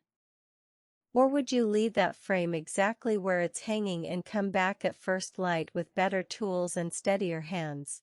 Because whatever's hidden behind that glass is the closest thing to an actual answer either of us has found in 3 days of asking very polite questions to people who mostly don't want to give them. Odessa didn't answer immediately, because the honest answer embarrassed her slightly. Nadia had read her correctly, and they both knew it. Both, she said finally. Change the locks. Please. Tonight, if you can manage it. But yes, I'd like to come back tomorrow, in good light, and open that frame properly, together, if you'll let me. Nadia held her gaze a moment longer, then nodded slowly, some of the earlier fear in her expression settling, if not disappearing, into something steadier. The particular resolve, Odessa recognized, of a woman who had decided that whatever this was, she would rather understand it than simply live beside it, unexamined, the way the rest of the street apparently had for 30 years. Tomorrow, then, Nadia said. Come at 9. I'll have the coffee on, and God willing, new locks on every door before you get here. Odessa let herself out into the cooling evening, the photograph and its hidden edge of pale paper still hanging, for one more night at least, above a mantel in a house that had not existed when whatever story it belonged to first began. And walked back down Elm Street beneath a sky gone fully dark now, porch lights glowing steady behind her, very much aware that somewhere on this quiet, golden-lit street, someone else was awake too, watching to see how quickly the frames she had found would be opened. Chapter 5. Nadia had, true to her word, 3 new locks fitted by the time Odessa arrived at 9, a locksmith's van still idling at the curb, and coffee already gone lukewarm on the kitchen counter from the nervous hour she'd apparently spent waiting. I didn't sleep, Nadia admitted, leading Odessa through to the front room, where the photograph waited exactly where they'd left it, propped now against the mantel rather than hanging from it, as though neither of them had quite been able to put it back on the wall. Kept thinking about someone standing in this room, in my house, while my daughter slept upstairs, tucking something behind glass like it was the most natural thing in the world. We don't know it was recent, Odessa said, though she did not fully believe her own reassurance, and judging by Nadia's expression, neither did she. Shall we? They worked carefully, at the kitchen table, spreading a clean towel beneath the frame before easing the backing free with the flat edge of a butter knife, the way Odessa had once been shown to open old book bindings without damaging what lay inside. The glass came away first, then the print itself, and finally. Folded twice, soft with age at the creases, water-stained along one edge, the page. It was, disappointingly and thrillingly at once, only a fragment. A torn corner of something larger, the top edge ragged where it had been separated from whatever pages had once accompanied it. What remained was a photocopy of a photocopy, the type faded to a pale gray blue, legible only in patches. Pressure valve assembly showed signs of. The surviving text read, in the clipped, technical language of an internal document never meant for public eyes. For days prior to the incident, this office was informed. And further down, water damage swallowing whole words before the sentence could resolve itself, Ashgrove Chemical, internal, not for dist. The rest was gone, bled into illegibility by whatever moisture had once crept into the frame. Nadia had gone very quiet, reading over Odessa's shoulder. 4 days, she said eventually. Before the fire, do you think? I don't know yet, Odessa said, though the shape of an answer was already forming, cold and unwelcome, at the edge of her mind. But I intend to find out. She spent the better part of the following 2 hours in the town's small public records office, a cramped annex behind the library that smelled of dust and old paper in a way she found, despite everything, rather comforting. The clerk on duty, a patient young man who seemed pleased to have something more interesting to do than reshelve deed books, helped her track down what remained of the paper trail behind the 1994 rebuild, a construction permit, long expired, issued to a company called McAllister Homes, dissolved as a business entity in 2009, its final listed principal a man named Walter Pemberton, address on file 12 years out of date. It took one more phone call, and a somewhat awkward conversation with a woman who turned out to be his daughter, to learn that Walter Pemberton, 81 years old, still lived in town, a small bungalow at the edge of the retirement community on the north side, close enough to Elm Street that he could, according to his daughter, still walk past his old jobs if his knees allowed it, which they mostly don't anymore, thank goodness. He agreed to see her that same afternoon. Walter Pemberton's front room was cluttered in the particular way of a man who had spent a working life building things and had never quite managed to stop accumulating the evidence of it, a shelf of hand tools kept more for sentiment than use, a framed photograph of a much younger Walter standing before a half-built house frame, arms crossed, hard hat tipped back on his head. He moved slowly, favoring one hip, but his eyes were sharp and quick, and he studied Odessa for a long moment on his doorstep before stepping back to let her in. You'll be asking about the rebuild, he said, without preamble, settling into a worn armchair with the particular relief of a man for whom sitting had become an event rather than an afterthought. Words gotten around. Small street. Old story. I wondered when somebody'd finally come asking properly, instead of just whispering about it at the pharmacy counter. You knew people were talking? Course I knew.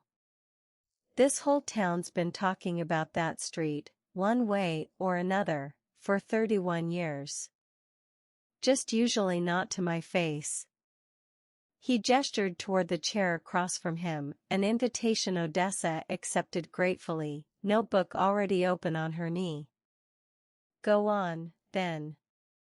Ask your questions. I'm an old man with a bad hip and not much left to protect. Might as well get it right, while somebody's finally asking. Tell me about the rebuild, Odessa said. The 6 houses. How fast it happened, and why. Walter exhaled slowly, the particular sigh of a man revisiting a memory he had turned over many times before, in the quiet hours, without ever quite resolving it to his own satisfaction. Fastest job I ever ran, before or since. 10 weeks, foundation to final inspection, 6 houses. And I'll tell you now, young lady, that is not how houses are meant to get built. Corners got cut that shouldn't have been cut. Inspections got signed off quicker than they should have, and I know that better than anyone, because I'm the one who signed half of them. He shook his head slowly. Ashgrove wanted those families back under a roof before the first real frost, and Ashgrove was paying, and when the people paying want something to move fast, in my experience, it moves fast, whether or not it should. Why was Ashgrove paying? The gas line ran on their property boundary, didn't it? Was that an admission of fault? Nobody ever called it that outright. Called it community goodwill, if you want the phrase they used in the one meeting I sat in on. But you don't hand 6 families brand new houses inside of 10 weeks out of the goodness of your corporate heart, not in my experience. You do it because you'd very much like those families settled, grateful, and disinclined to ask too many hard questions about how a valve failure took 3 lives and half a street with it. His jaw tightened, briefly, the closest thing to open anger Odessa had seen from him. I built good, solid houses on that site, whatever else you want to say about the speed of it. But I've wondered plenty of nights since whether I was building homes for those families, or building goodwill for a company that didn't want to be sued. Odessa let the silence sit a moment before asking the question that had brought her here. There's a photograph, she said carefully. Hanging in at least 4 houses on Elm Street now, that we know of. Same frame, same family. A man in a blue cardigan, a woman, 2 children, a dog. Do you know anything about where it might have come from? Something eased, very slightly, in Walter's shoulders, the particular relief, Odessa recognized, of a man being asked a question he actually knew the answer to, after braced expectation of something far worse. Oh, that. He almost laughed, though there wasn't much humor in it. That, I can tell you about, and it'll disappoint you, I expect, because it's a good deal less sinister than whatever you've been imagining. We had 2 of the 6 houses left over after the rebuild, families who decided, for their own reasons, not to come back to that stretch of the street. Grief, mostly. Can't blame them. Company needed those 2 houses sold quick, same as everything else that year, so they brought in a real estate stylist to dress them up for viewings. Show homes, they call it, meant to look lived in so buyers can picture themselves in the space. Rented furniture. A few framed photographs, bought as a job lot from some catalog, models nobody local had ever laid eyes on. Meant to come down before the sale closed. And they didn't. Bookkeeping error, best I can work out, looking back. Whoever was meant to collect the staging items after the sale never did, or did it for some houses and not others, and somewhere along the way those spare photographs ended up handed round like housewarming gifts, or just left behind and never questioned. People don't look too hard at a picture frame, Miss Thorne. Not when there's 100 bigger things on their mind, like rebuilding a life after losing half a street to fire. He shrugged, an old man's shrug, weighted with 30 years of having made his peace with an untidy detail. I always assumed that explained it, whenever I heard it mentioned. Never occurred to me it'd still be turning up in houses that weren't even part of the original 6. Do you remember the family in the photograph? The models, I mean. Never met them. Never had reason to. The stylist handled all that. Hired through an agency out of the city, I want to say, though it's been 30-odd years and I couldn't tell you the name now if you paid me. I do remember thinking, at the time, that it seemed a strange choice for a staging photo. Most of the ones I'd seen on other jobs were glossy, professional-looking things, bright teeth, better lighting than any real family ever manages. This one always struck me as a bit more ordinary. More like somebody's actual holiday snapshot than an advertisement. I remember saying as much to the stylist, and she just laughed and said the client had specifically asked for something that looked lived in rather than staged. Made the houses feel less like show homes and more like somebody's actual life, she said. Good sales instinct, I suppose, if that's what it was. Odessa wrote the detail down without fully understanding, yet, why it mattered. Only that it did, the particular prickle at the back of her neck that told her a detail was more than decoration, even when she couldn't yet say why. One more thing, she said. Do you know who, specifically, at Ashgrove authorized the rebuild? Whose name was actually on the paperwork? Walter's expression shifted, just slightly, not evasive, exactly, but careful, the way a man is careful when he's deciding how much of an old loyalty he's still willing to spend. Regional director, at the time. Man named Holloway. Retired not long after, moved out of state, far as I ever heard. I only met him the once, at the site kickoff, and I'll tell you honestly, Miss Thorne, he did not strike me as a man losing sleep over 3 dead workers. Struck me as a man very keen to have the whole business finished and forgotten as quickly as good carpentry could manage it. He rose, slowly, and crossed to an old filing cabinet in the corner of the room. The kind of battered, olive-green steel box that had gone out of fashion decades ago and never quite left the homes of men who trusted paper more than screens, and returned a few minutes later with a thin, water-stained ledger, its cover soft with handling. Kept my own records, back then. Habit from my father, God rest him, never trust a company's paperwork to survive as long as your memory of the job will. Dates, deliveries, inspections, all of it. Never had reason to throw it out. He handed it across to Odessa with something like relief, as though the object had been waiting 31 years for someone to finally ask for it. Take it. Photograph what you need. I'm too old to worry about being the last man holding proof of a job I'm not entirely proud of. Odessa sat with the ledger a long while after Walter had gone quiet, turning its brittle pages carefully, photographing each one with her phone. Delivery dates, materials lists, inspection sign-offs in a cramped, careful hand. It was, she thought, exactly the kind of mundane, human explanation that made for good, honest journalism and a distinctly less thrilling story than the one she had half suspected she was chasing. A bookkeeping error. A staging company's forgotten inventory. Grief and speed, and a town too exhausted to ask hard questions about a picture frame when it had far larger griefs to carry.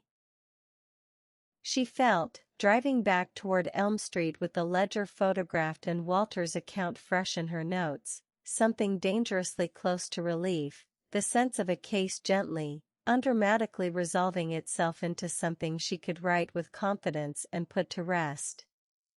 She allowed herself, for the length of the drive, to imagine the shape of the article this might become. A small, human story about grief and bureaucratic sloppiness, about a town that had built itself a minor mystery out of nothing more sinister than an unreturned staging inventory. Not the story the anonymous email had promised her. Not, she suspected, the story that would explain a redacted line in a police file, or a name that made grown men drop garden tools. But a real story, at least, and an honest one, and after 3 days of mounting unease, she found she did not mind very much if the truth turned out to be smaller than her imagination had built it into. She stopped at the little cafe near the B&B for dinner, ordered something she barely tasted, and spread Walter's ledger pages across the table beside her laptop, cross-referencing the ordinary, careful entries against whatever public records she could pull up on her phone. Permit dates, inspection filings, anything that might corroborate or complicate his account. Mostly, it corroborated. Delivery of lumber, the 14th. Foundation inspection, the 18th. Framing complete, the 29th. A steady, unremarkable march of an ordinary rebuild, exactly as fast and exactly as thorough as Walter had described it. It was only when she reached, almost as an afterthought, for the state regulatory archive. Pulled up mostly out of due diligence, mostly expecting nothing more than a formality to file away, that the relief curdled into something else entirely. Walter's ledger recorded the rebuild's official authorization, stamped and dated in his own careful hand, as the 11th of October, 1994. The state's own regulatory filing recorded the official cause of explosion investigation as remaining open, unresolved, and formally incomplete, until the 19th of October, 8 full days later. Odessa read the 2 dates again, then a third time, certain she had made some small error of transcription, some slip that would resolve the discrepancy into nothing. It did not resolve.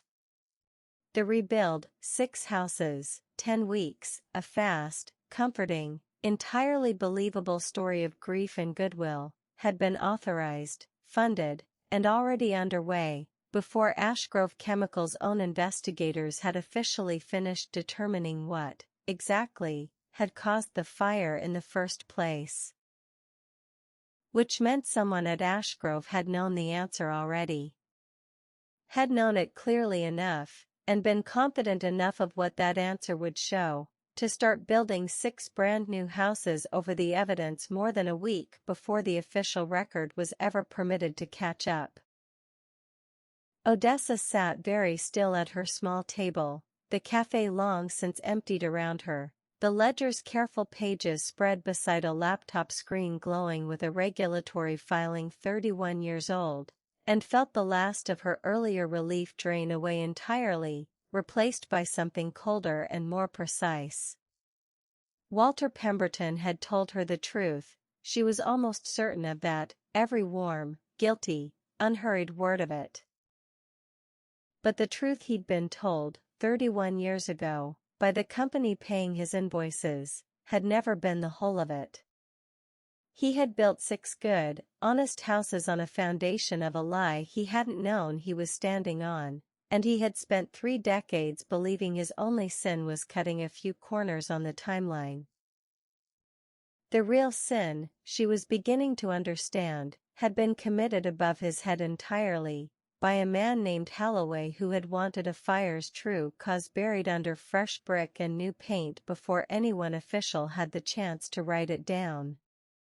And somewhere in the space between that lie and the family it had orphaned, a young widow named Constance Vale had found a piece of paper that told her exactly what her husband's employer had known, and exactly when they had known it.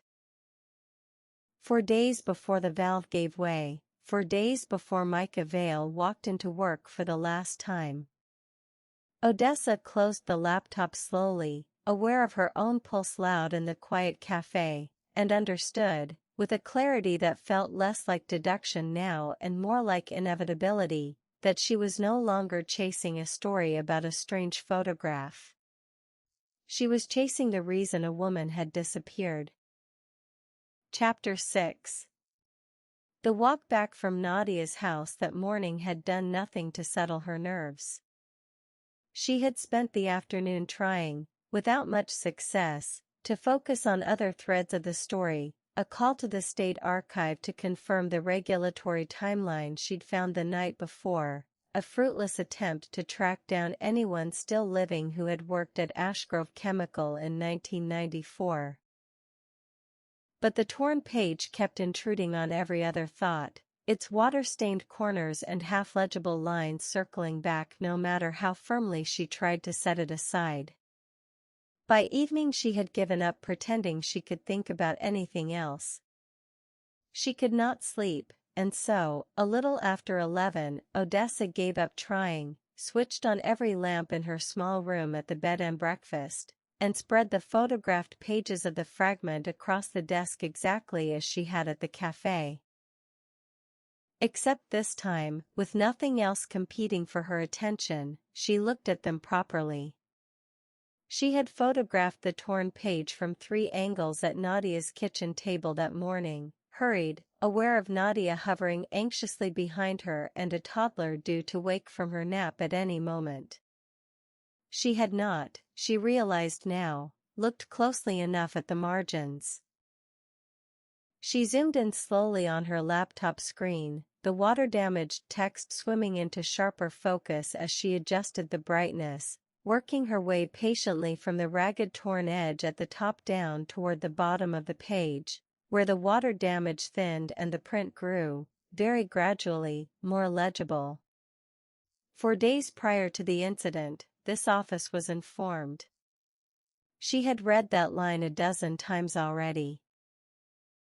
It was the next line, previously lost in a smear of water damage she had assumed was simply unrecoverable, that made her sit back sharply in her chair, her pulse suddenly loud in her own ears. Prepared by M. Vale, staff engineer. And beneath it, small, easy to miss, printed in the bottom right corner in the particular flat type of an old photocopier, page 3 of 6.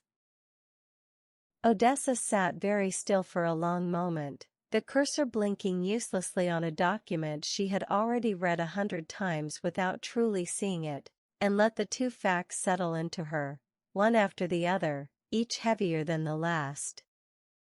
Micah Vale had written this. She made herself think the word carefully, testing its weight. Her father, quite possibly, had sat down at some desk at Ashgrove Chemical in the first week of October 1994 and written, in the careful, technical language of a man doing his job properly, a warning that no one had listened to. 4 days before the valve failed. 4 days before it took his own life along with 2 others, and half a street besides. And the page currently sitting torn and water-damaged on a towel on her desk was not the whole of what he had written. It was 1/6 of it. Page 3 of 6. Which meant 5 more pages existed, or had once existed, somewhere.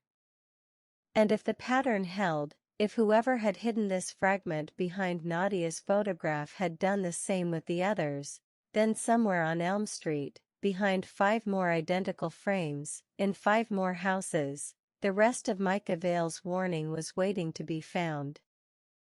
She called Nadia first, apologizing for the lateness of the hour, and found her wide awake on the other end, unable, she admitted, to sleep either.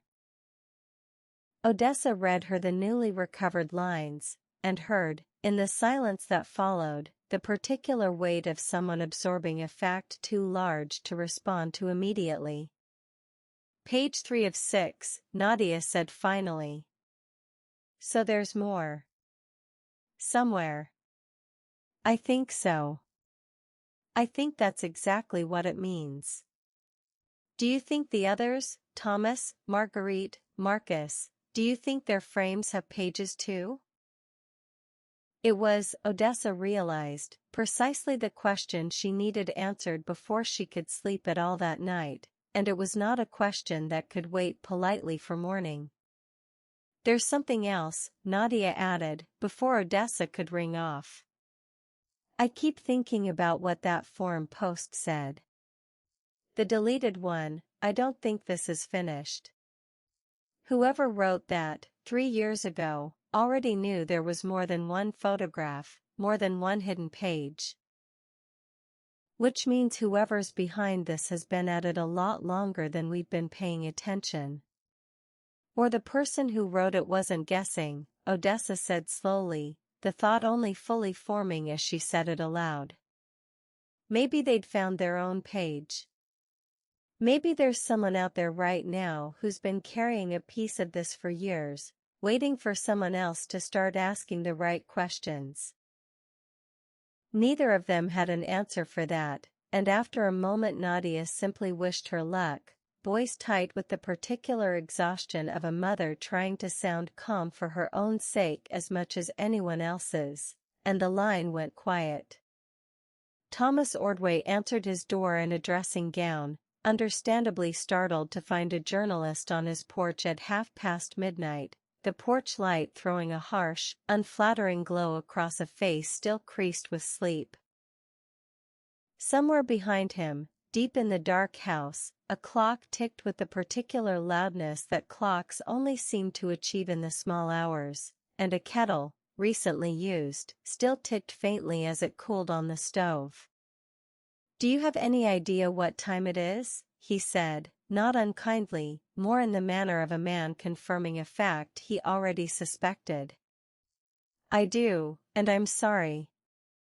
I wouldn't be here if I thought it could wait." His surprise gave way quickly enough to a kind of weary resignation once Odessa explained, as gently and as briefly as she could manage, what she needed and why. "You want to take my photograph apart," he said, not quite a question.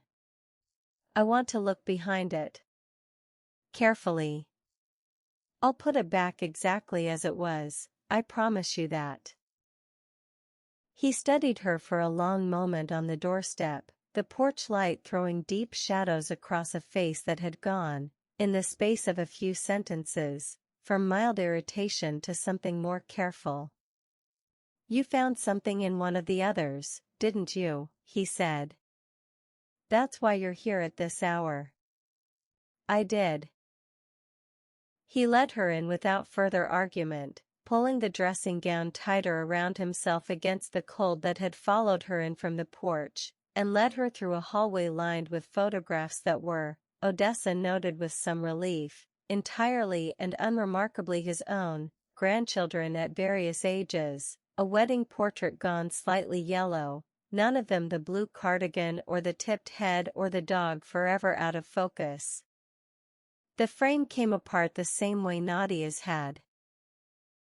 Glass first, then the print itself, and beneath it, exactly where Odessa's pulse had already told her it would be, a folded page, this one considerably better preserved than the water-damaged fragment from Nadia's house, the creases sharp and the type dark and legible from corner to corner. Thomas stood behind her, silent, as she unfolded it carefully on his kitchen table. "Ashgrove Chemical, internal, not for distribution. Memorandum, pressure valve assembly, line 3. Prepared by M. Vale, staff engineer. Page 1 of 6. 2. R. Halloway, regional director. Recommendation for immediate shutdown pending inspection. This office wishes to formally record, for the record, that inspection findings from the 14th of September indicate measurable degradation in the pressure valve assembly on line 3, consistent with the failure pattern documented in Incident Report 88-14, attached, see page 2. This office recommends immediate shutdown of line 3 pending full inspection and replacement of the affected assembly. This office is aware that line 3 represents approximately 40% of current production capacity and that shutdown will affect the fourth quarter delivery schedule. This office nonetheless considers the risk. The page ended there, the sentence unfinished. Waiting, Odessa now understood with a certainty that felt like cold water down her spine. For whatever had been written on page 2. Thomas Ordway sat down heavily at his own kitchen table, staring at a document that had apparently hung above his mantel, hidden for 31 years without his knowledge. "That's Vale's name," he said quietly. "Micah Vale. The one who died in the fire." "Yes. And he wrote this, what, days before it happened?" "It looks that way."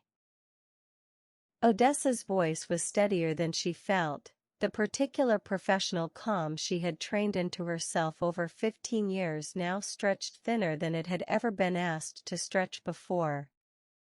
"He recommended an immediate shutdown. He put it in writing, formally, to the regional director. And 4 days later, the valve failed anyway." Thomas shook his head slowly, an old man confronting, for the first time, the shape of a wrong he had lived beside his entire adult life without ever quite seeing clearly. "We always just assumed it was an accident. Bad luck.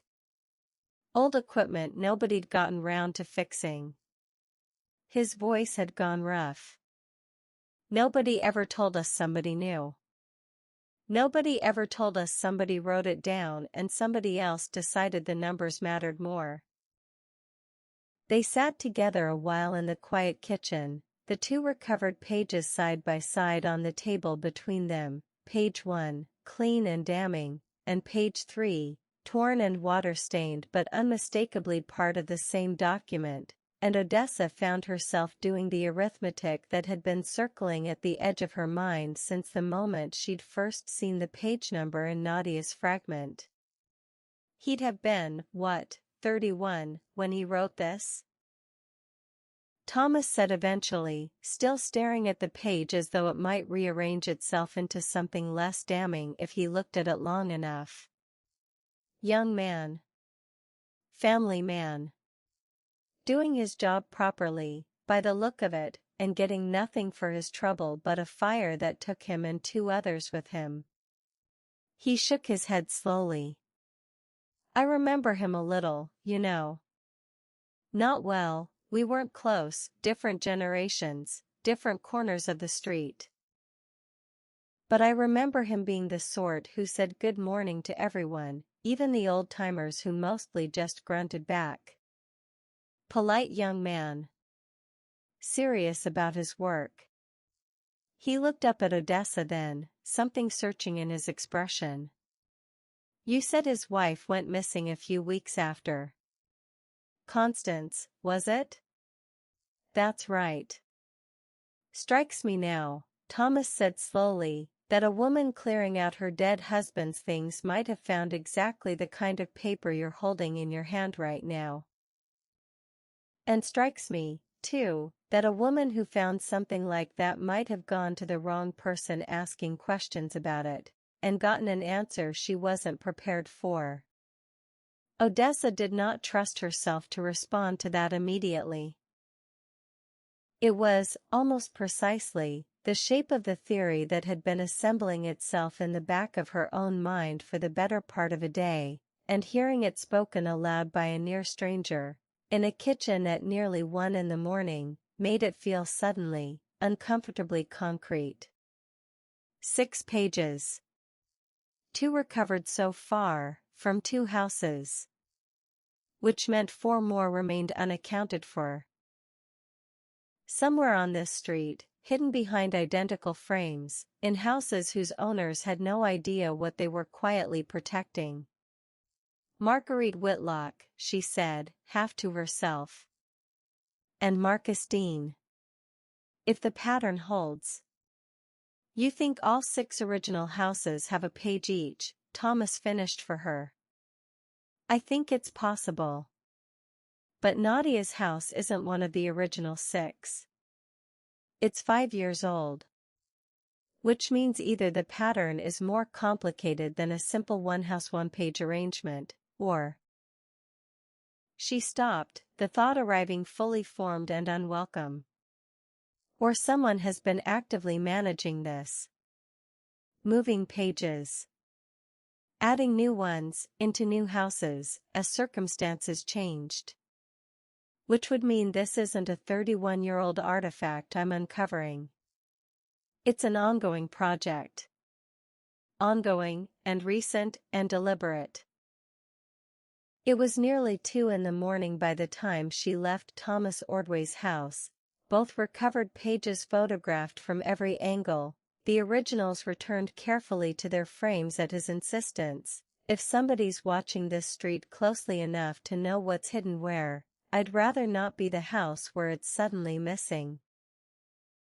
And Odessa walked back toward the bed and breakfast beneath a sky gone properly dark, the maples black shapes against a scatter of stars, her mind turning over one detail that refused to settle quietly alongside the rest.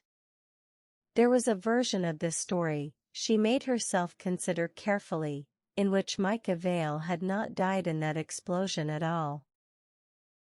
In which a man who understood exactly how dangerous that valve was had found some way to survive it, to disappear into a new identity, to orchestrate all of this, the photographs, the hidden pages, 31 years of patient, quiet exposure, from somewhere just out of reach.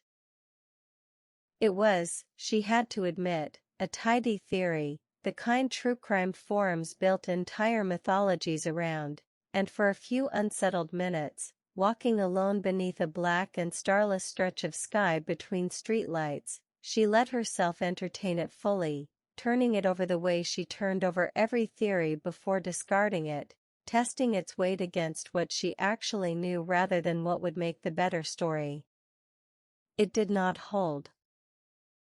She had seen, in the state's own regulatory archive that same afternoon, the plant's official casualty report, 3 names, 3 confirmed identifications, dental records cross-referenced against employment files with the flat, bureaucratic certainty of a document that had no reason to lie, no incentive to protect anyone 31 years after the fact. She had gone further, that evening, and placed a call to the county records office, where a tired but helpful clerk had confirmed, without hesitation, that a death certificate for Micah Andrew Vale, dated the 14th of October 1994, remained on file, signed by the county medical examiner, cause of death listed plainly as injuries consistent with the explosion. There was no ambiguity in it. No gap wide enough to hide a faked death inside. Whatever else was happening on this street, whoever was hiding pages of his warning behind picture frames in houses old and new alike, it was not Micah Vale doing it himself, patiently orchestrating his own posthumous vindication from the shadows.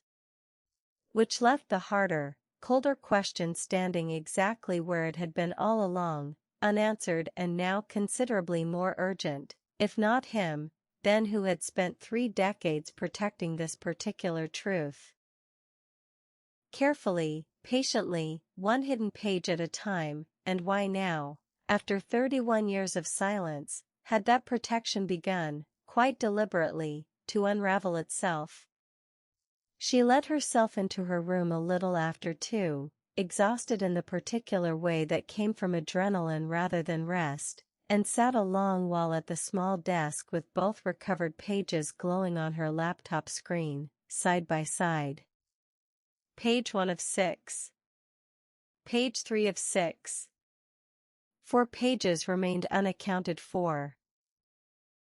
And somewhere beneath the ordinary, golden-lit surface of Elm Street, beneath the raked gardens and the porch lights and the warm kitchen windows, someone had been moving those pages, house to house, frame to frame, for longer than Odessa had yet managed to prove.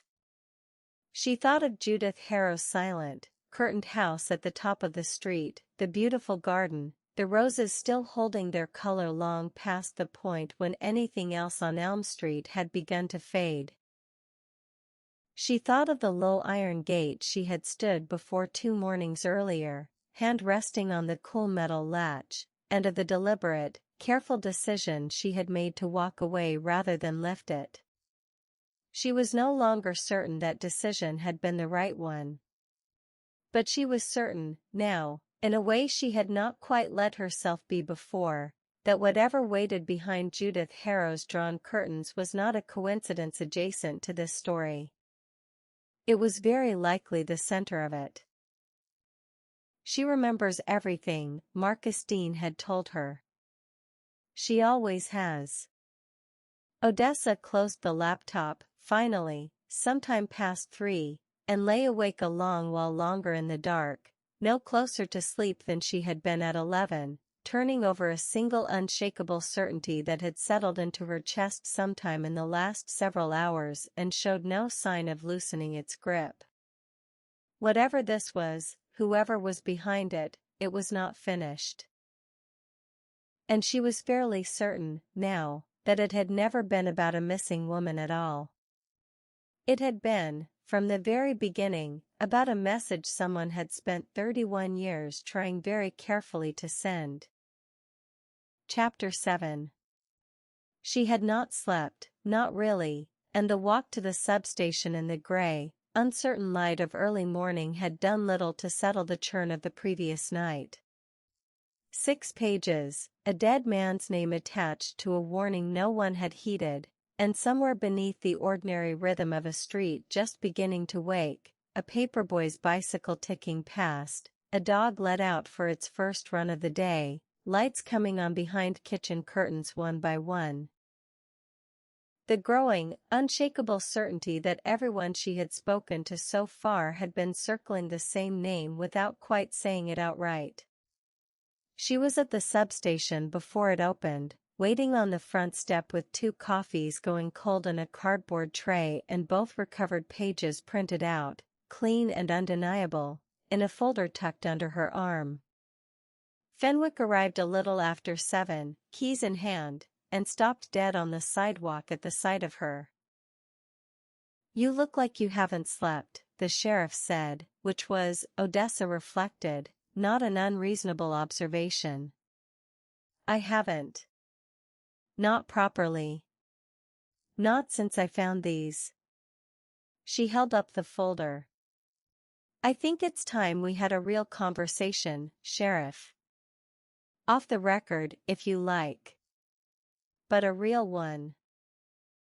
Fenwick studied her for a long moment on the sidewalk, coffee steam curling between them in the cool morning air, and something in her weathered face seemed to settle, finally, into a decision she had perhaps been circling for longer than a single sleepless night. "Come in, then," she said. "And close the door behind you." Fenwick read both pages twice, slowly, at her desk, her expression giving away nothing until she reached the bottom of the second one and set it down with a care that felt, to Odessa, like the careful placement of something that might otherwise shatter. "Where did you find these?" "Hidden behind identical photographs, in 2 different houses. There's a 3rd fragment in a 4th house, badly water damaged, but part of the same document. I have reason to believe there are 6 pages in total, hidden across at least 6 locations on this street, and I believe someone has been actively managing that arrangement for years, possibly decades." "You believe?" "I know it, Sheriff. I've held the pages in my hands."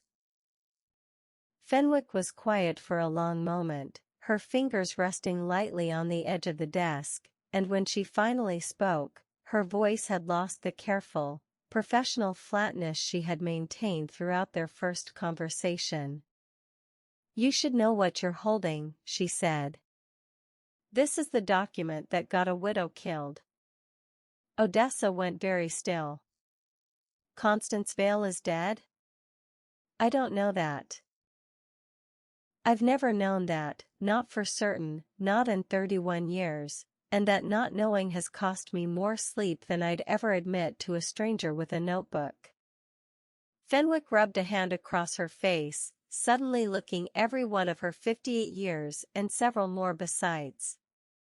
"But I know what I saw in the week before she disappeared, and I know it was enough to make a 26-year-old deputy do something she'd never once, in 30 years since, fully forgiven herself for." She rose, crossed to the same battered filing cabinet Odessa remembered from her first visit, and this time did not hesitate before pulling out a second folder, thinner than the official file, its cover blank, clearly never meant to sit alongside anything with a case number. "These are my own notes," Fenwick said, setting it on the desk but not yet opening it. "Not police property. Never filed. I've carried them from station to station for 31 years, because I never trusted myself to destroy them and never trusted myself to hand them over either." She opened the folder slowly. Inside, in handwriting considerably less steady than the typed police report Odessa had seen before, were pages of dated notes, a young deputy's private record of a case she had not been permitted to properly investigate. "Last week of November, '94, Fenwick said, tapping the top page. "Constance Vale called the station directly, asked for me by name, we'd known each other a little, growing up, different years at the same school. Said a man had come to her house. Said he'd introduced himself as being from Ashgrove's legal department, very polite, very reasonable sounding, and told her that certain documents her late husband may have left behind remained the sole property of the company, and that any attempt to share, publish, or discuss those documents would result in." And I wrote this down exactly as she told it to me, because even at 26 I understood I might need to remember it precisely, consequences that would make her current situation considerably more difficult than it already was. Odessa's pen had gone still against her notebook. "That's a threat. That's exactly what I told my supervising officer, word for word, the following morning." Fenwick's jaw tightened.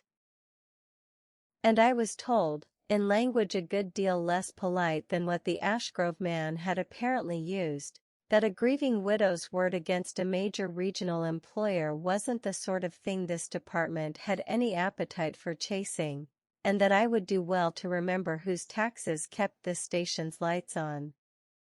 Did she ever describe the man? A name, a description, anything? "Middle-aged," she said. "Well-dressed. Drove a car nicer than anything else parked on this street in those days." She didn't get a name, he'd introduced himself only as representing the company's interests, nothing more specific than that, which I've always suspected was deliberate. Fenwick's mouth tightened into something bitter. "It's a particular kind of cruelty, isn't it, sending a man polite enough that a grieving widow can't quite prove she was threatened at all, not in any way that would hold up to a supervisor who'd already decided not to believe her before she finished the sentence." "That's the redacted line," Odessa said quietly. "From the missing person file. It's this threat, isn't it? It's part of it." Fenwick turned to another page, her voice dropping lower now, the careful, controlled cadence of someone reciting a memory she had rehearsed alone, in the dark, more times than she could count. "I went back to see her myself, off duty, a few days after she called it in. Told her I couldn't do anything official, but that I believed her, and that I was frightened for her, and that if she needed help, any kind of help, she should come to me directly rather than through channels I already knew would fail her." She closed her eyes briefly. "She thanked me. Very calmly. Told me she had a plan already, and that the kindest thing I could do for her was to forget the conversation had happened, for my own sake as much as hers." "And did you? Forget it?" "No," Fenwick said. "I helped her." The word landed in the small office with a weight that made the room feel suddenly airless. Odessa set down her pen entirely. "Helped her how?" "The night she disappeared, I drove her myself." 2 in the morning, off duty, my own car, no lights, no radio. She had a bag already packed, sitting by her back door, waiting. Her sister had the baby for the week already. Constance had arranged that days earlier, telling everyone it was nothing unusual, just needing a little help. Fenwick's voice had gone very quiet now, stripped of every layer of professional composure Odessa had seen her wear in every previous conversation. I drove her 2 counties over, to a bus station, and I gave her what cash I had on me, and I told her I was sorry it wasn't more, and I watched her get on a bus, and I have not seen her since that night, not once, in 31 years, and I have never told a single living soul what I've just told you. Odessa sat in silence for a long moment, the accusation she had half formed somewhere in the back of her mind over the last day. The uncomfortable, unspoken suspicion that a young deputy, the last official contact before a woman vanished, might have played some darker role in her disappearance, collapsing entirely under the weight of what she was now hearing. This was not a woman who had harmed Constance Vale. This was a woman who had, at considerable personal risk, quietly saved her. "Why didn't you ever tell anyone?" Odessa asked, gently now. "Not then. Not since." "Because the moment I told anyone, I made it official. And the moment it was official, whoever that man from Ashgrove's legal department really worked for would know she hadn't simply run off in grief, they'd know she'd been helped, by an officer of the law, which meant they'd know exactly how seriously to take whatever threat they'd made in the first place." Fenwick's eyes were wet now, though her voice remained steady through sheer force of will. "I told myself silence was the only thing keeping her safe, wherever she'd ended up. And after enough years, I told myself silence was simply what I owed her, the last thing I could still give a woman I'd send off into the dark with nothing but a bus ticket and a promise." "Do you know what it costs," Fenwick said, after a long silence, "to work a street for 31 years, to rise through every rank this county has to offer, to be trusted by people who have no idea what you're actually carrying, and to know, every single day, that the official record you swore an oath to protect is built on a lie you told yourself was mercy?" She looked down at her own hands, resting flat on the desk, weathered now in a way they had not been at 26. "I've stood at that woman's daughter's christening, not that I knew, at the time, whose christening it truly was, because Ruth Calloway asked half the street to come, and I went, and I smiled, and I told myself it was a kindness I was allowed to give myself, one small act of witnessing a life going on despite everything. I didn't understand, back then, quite how much it would cost me to keep smiling at that family for years afterward, knowing what I knew and saying nothing." Odessa's breath caught, quiet and involuntary, at the mention of a christening she had no memory of attending, though every fiber of her understanding now told her whose child it must have been. She said nothing. She was not ready, not yet, to say the thought aloud, not even to a woman who had just handed her 31 years of careful, guarded honesty. Fenwick did not appear to notice the reaction, too deep in her own reckoning to register anything beyond the confession still unspooling in front of her. "I've told myself 100 different versions of why silence was the right choice. Some of them I even believed, for a while. But sitting here now, looking at what you've found, I think I've been waiting 31 years for someone to finally make it impossible to stay quiet any longer. I think, if I'm honest, some small part of me is grateful you walked into this office." They sat together a long while after that, the 2 folders open between them, one thin and handwritten, 31 years of private guilt distilled onto a few careful pages, the other newly assembled, two photocopied fragments of a dead man's final warning, hidden behind glass in houses that had no idea what they were protecting. "I need to ask you something," Odessa said eventually. "And I need you to answer honestly, because I think you're the only person left who might actually know." "Ask. Do you think she's still alive?" Fenwick was quiet for a long time, long enough that Odessa began to wonder if she meant to answer at all. Outside the narrow window, the street beyond had fully woken now. A school bus grinding through its gears somewhere 2 blocks over, a neighbor's radio drifting faintly from an open window, the ordinary machinery of a Tuesday morning entirely indifferent to what was being confessed inside this small brick office. "I think," the sheriff said finally, very carefully, "that a woman clever enough to arrange her own disappearance without leaving a single trace in 31 years is a woman clever enough to have built herself an entirely new life somewhere, under a name nobody on this street would think twice about." She met Odessa's eyes directly. "And I think if you're looking for someone who's been quietly hiding pieces of Micah Vale's warning behind picture frames for the better part of 3 decades, patient enough and careful enough to do it without a single mistake until now, you're not looking for a stranger who happened to be sympathetic to a dead man's cause. You're looking for the one person on this street who had every reason in the world never to let it be forgotten." Odessa's pulse had gone very loud in her own ears. "You're talking about Judith Harrow." Fenwick did not answer directly, she simply held Odessa's gaze, steady and unblinking, in the particular silence of someone who has said exactly as much as her conscience will permit her to say aloud, and no more. "I want to be careful here," the sheriff said finally, choosing her words with visible deliberation. "I have never had proof of anything, not in 31 years.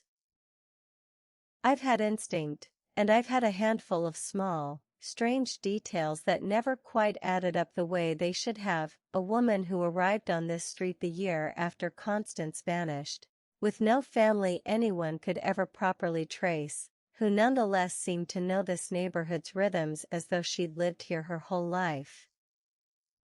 A woman who has never once, in 30 years, mentioned where she came from before Elm Street, and whom nobody has ever thought to ask, because she gardens beautifully and brings soup to the sick and remembers everyone's birthday, and a street like this doesn't interrogate a woman for being kind."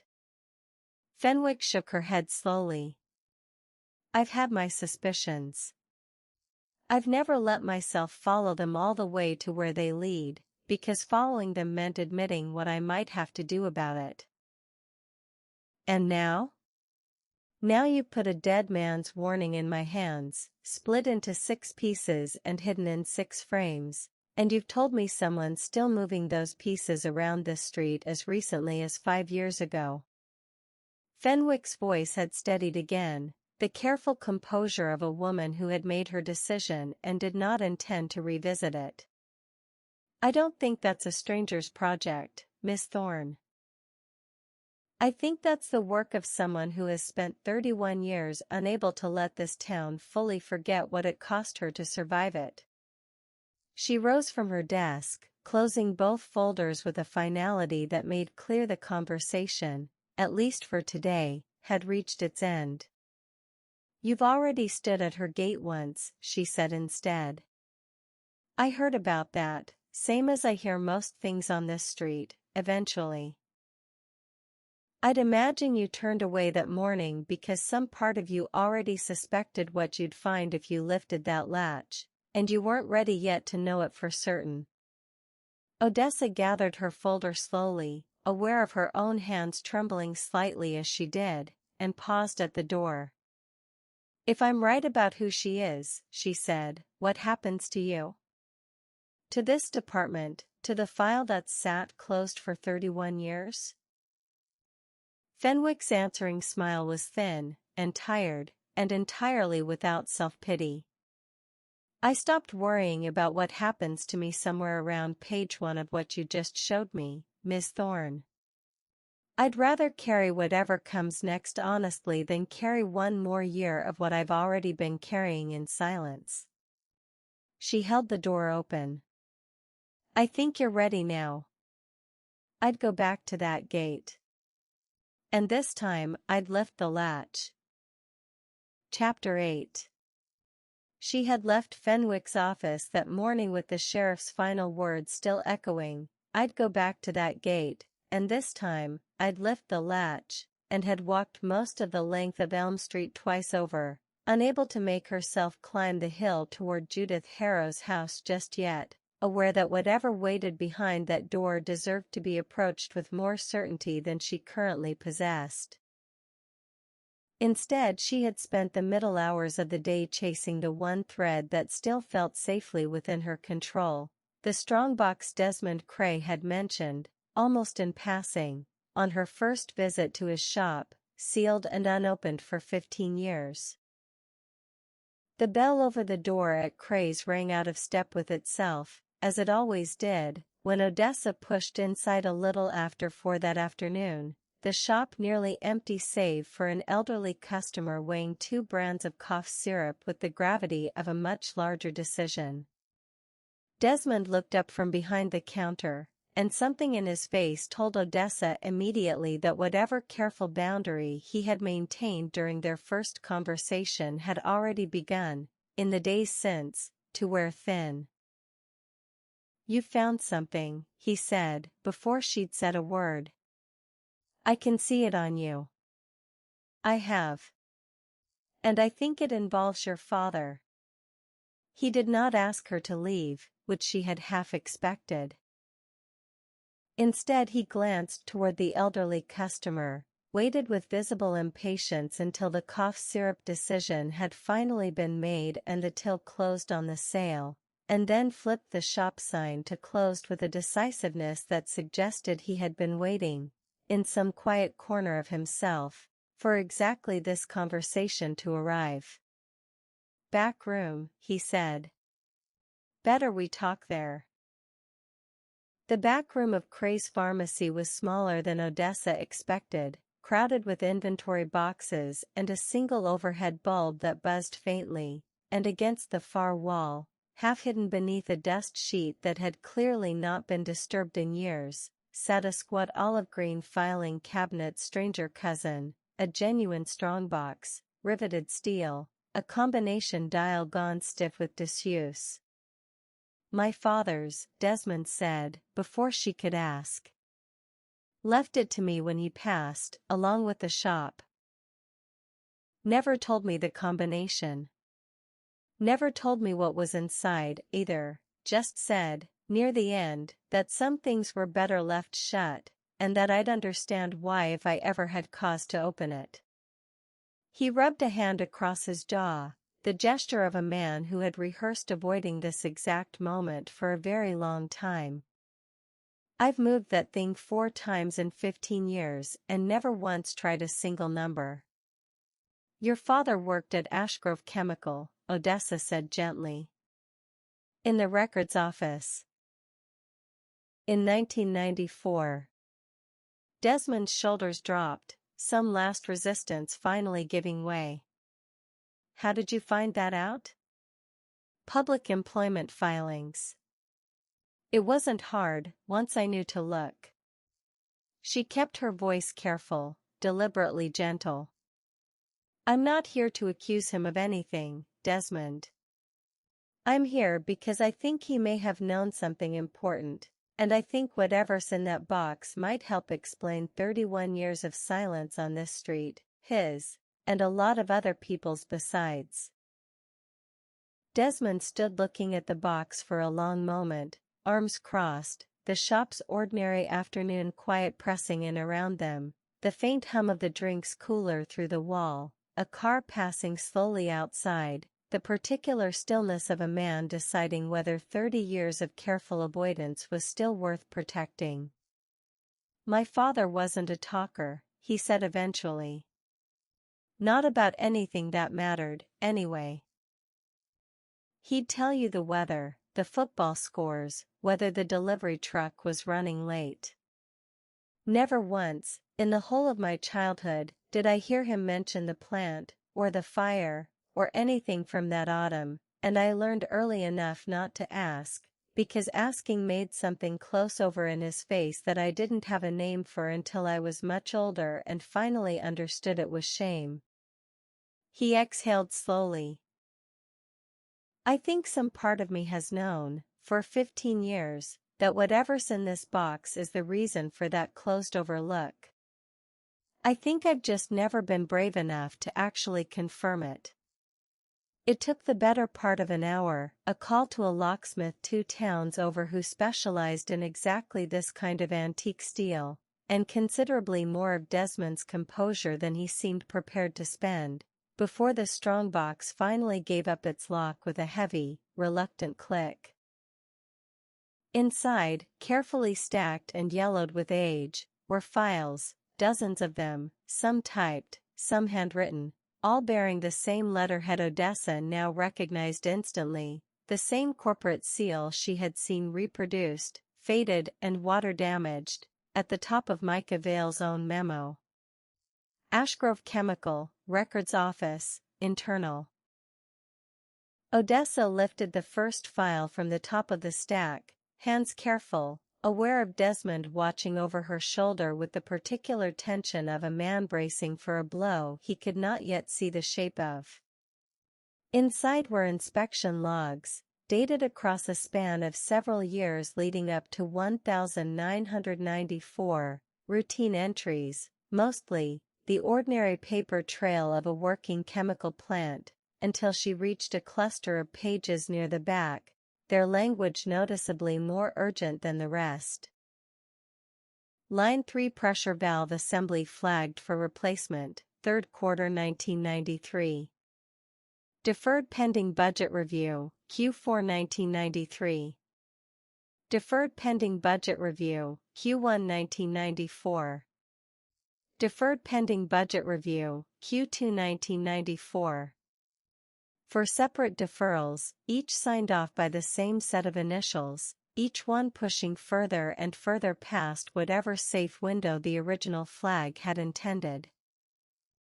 Odessa set the page down slowly, aware of the particular, sickening clarity of watching a warning get quietly buried, one bureaucratic delay at a time, by people who had almost certainly never intended any harm and had, through nothing more dramatic than habitual caution with a budget, allowed one anyway.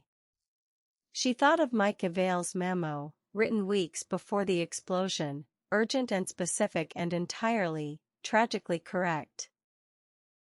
And now here, in a strongbox that had sat locked and forgotten in the back of a pharmacy for 15 years, was the paper trail showing exactly how long the company had known the danger existed before he ever put pen to paper at all, not 4 days, as she had first believed, but the better part of a year, quietly deferred, quarter after quarter, until the deferrals ran out of road entirely and the valve simply gave way.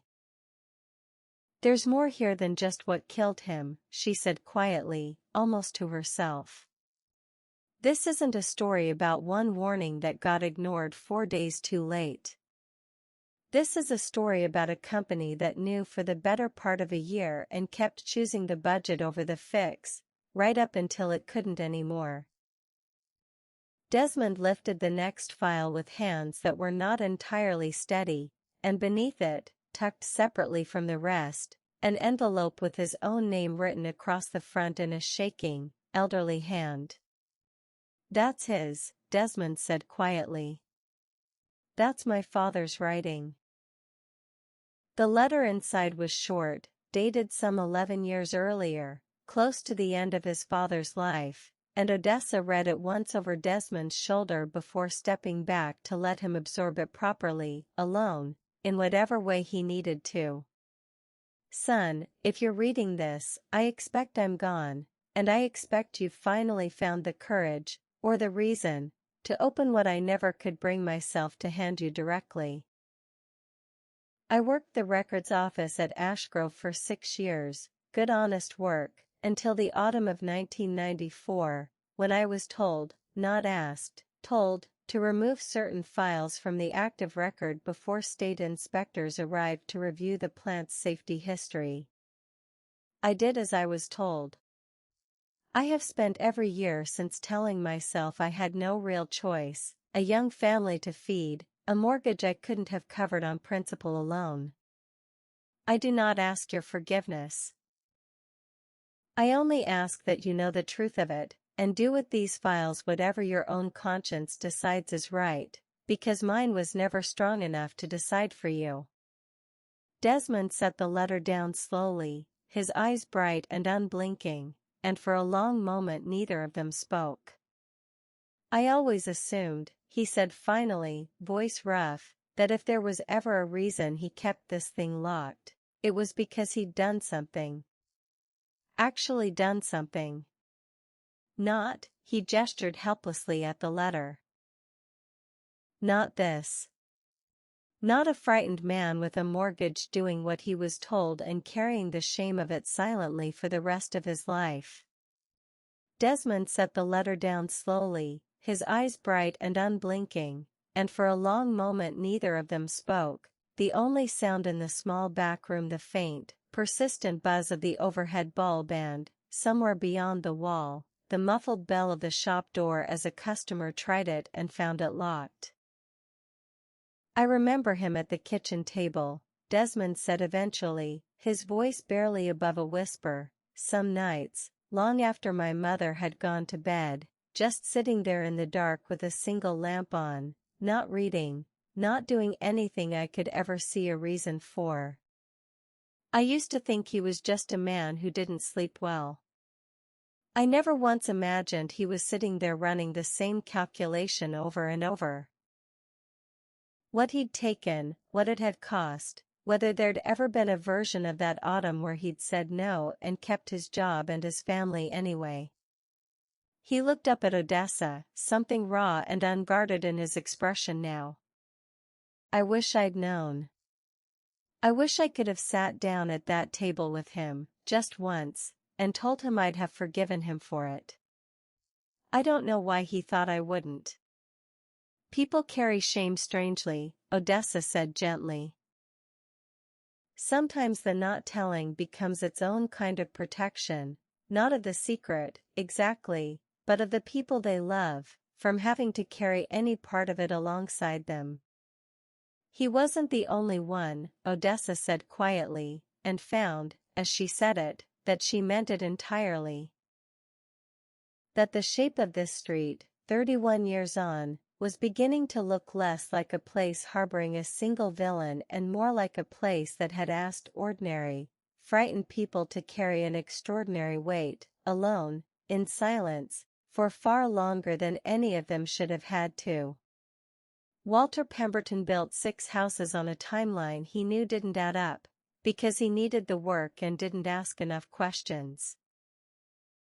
Sheriff Fenwick helped a woman disappear and told no one, because she was 26 and terrified and had already watched the system fail once.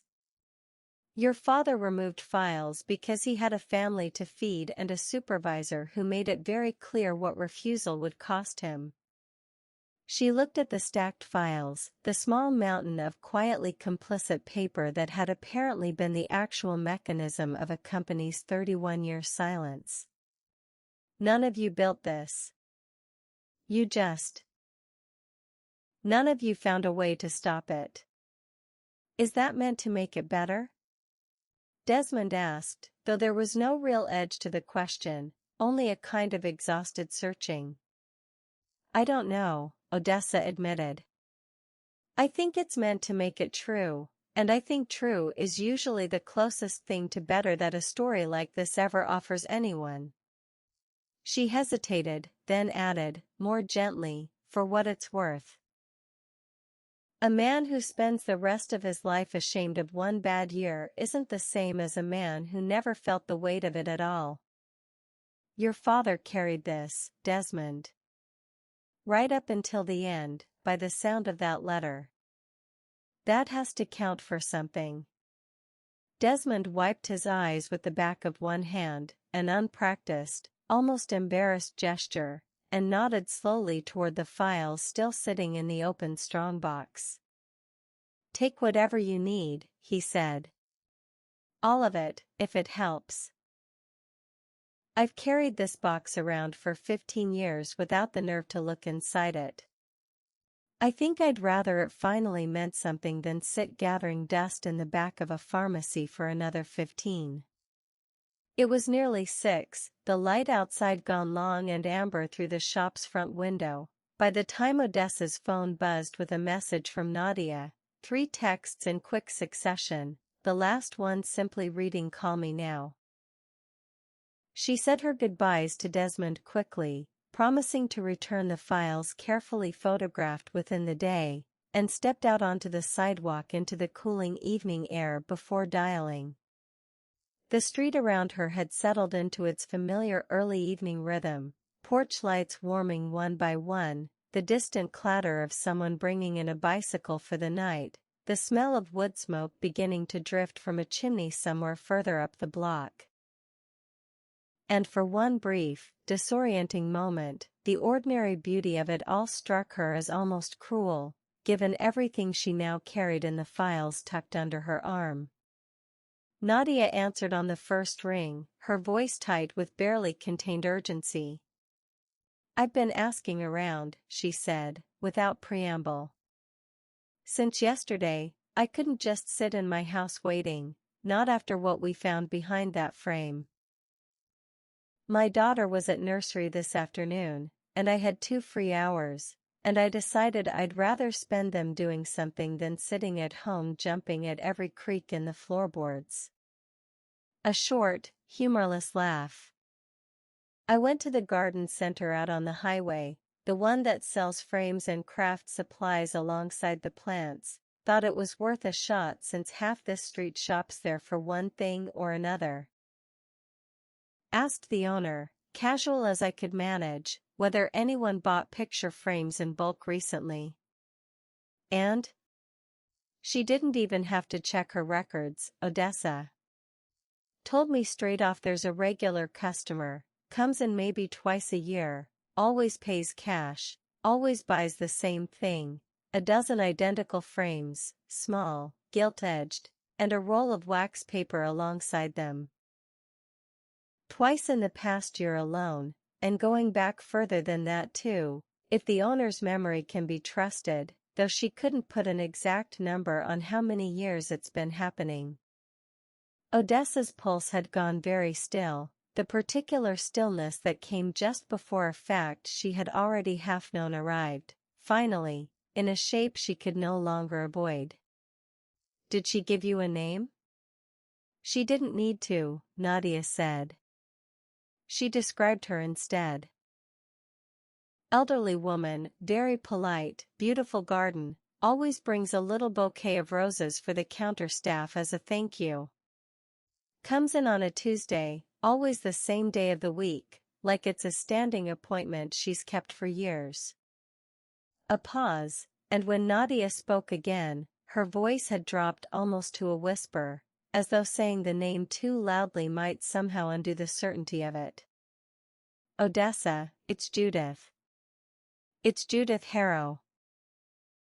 Neither of them spoke for a moment, the line between them filled only with the faint, distant sound of Nadia's own kitchen, a kettle beginning to whistle, quickly silenced, and Odessa found herself standing perfectly still on the sidewalk outside Cray's, the amber evening light suddenly feeling very thin around her, as though the whole ordinary, golden surface of Elm Street had just tilted slightly on some axis she hadn't known existed. "Twice a year," she said finally, half to herself. 12 frames at a time. That's not someone replacing what's broken. That's someone maintaining an inventory." "That's what I thought too," Nadia said quietly. "Which means whatever this is, whatever she's been doing, it isn't something that happened once, 31 years ago, and got forgotten. It's something she's still actively running. Right now. This year." Odessa looked up the darkening length of the street, toward the hill where a low stone wall and a beautiful, silent garden waited beneath curtains that never seemed to open, and felt, for the first time since arriving on Elm Street, something that was no longer simply curiosity or professional instinct, but genuine fear, not for herself, precisely, but for whatever answer waited behind that gate, and for how much of her own life it might turn out to rewrite once she finally lifted the latch. Chapter 9. She almost didn't go that evening. She sat for the better part of an hour at the small desk in her room, the strongbox files spread beside Fenwick's confession and the 2 recovered pages of Micah Vale's memo, and told herself, more than once, that the responsible thing, the professional thing, would be to wait until morning, to arrive rested and clear-headed rather than raw and unsteady from a day that had already asked more of her than she'd been prepared to give. But the light outside was fading into the particular blue of early evening, and something in her simply could not wait any longer. She had spent 4 days circling this street's center without quite letting herself arrive at it, turning away from a gate once already, filling notebook after notebook with everyone else's version of events, everyone else's careful, guilty half-truths, while the one conversation that might finally make sense of all of it waited, patiently, at the top of the hill. She was tired, suddenly and completely, of turning away from gates. She packed the files carefully into her bag, not because she expected to need them, exactly, but because some instinct told her she would want the evidence close at hand, a kind of anchor to the world outside whatever waited for her at the top of Elm Street, and let herself out into the cooling evening before she could talk herself out of it a second time. The walk up the hill felt longer than it had the first time, though the distance had not changed. The houses grew older as she climbed, their gardens wilder and more established, until she reached the low stone wall and the iron gate she had stood before twice already, hand resting on the same cool latch, and this time, without letting herself pause long enough to reconsider, she lifted it and stepped through.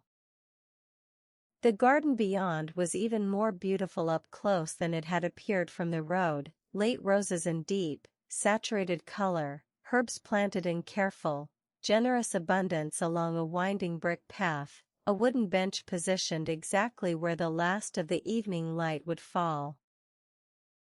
Somewhere nearby a wind chime stirred faintly, its notes soft and unhurried, and the air carried the particular mingled scent of roses and turned earth that only came from a garden tended by someone who had spent decades learning exactly what it wanted.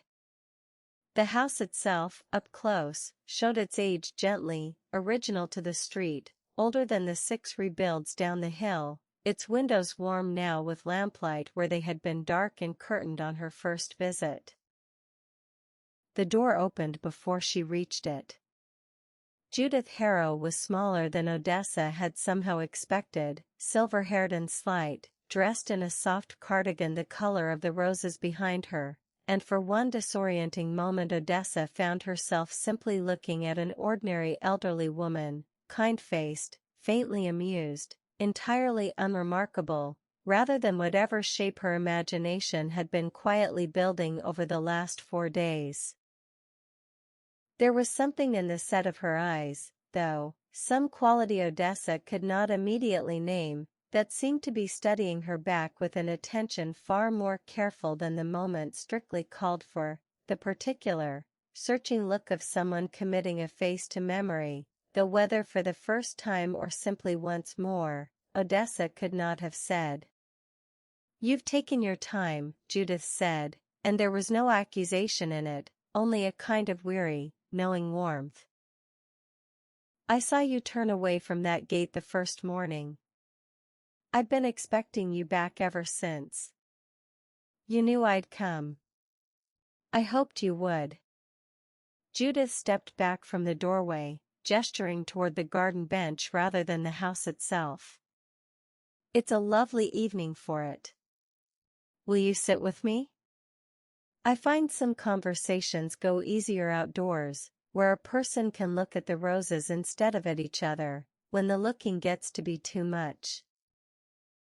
They sat together as the light continued its slow fade, a pot of tea Judith had apparently already prepared, as though she'd known, with real certainty, that tonight would be the night, steaming gently on the small table between them. Odessa did not touch hers. Her hands, she noticed distantly, were not entirely steady. "I know about the photographs," Odessa said, when the silence had stretched as far as she could bear to let it. "I know they're not accidental.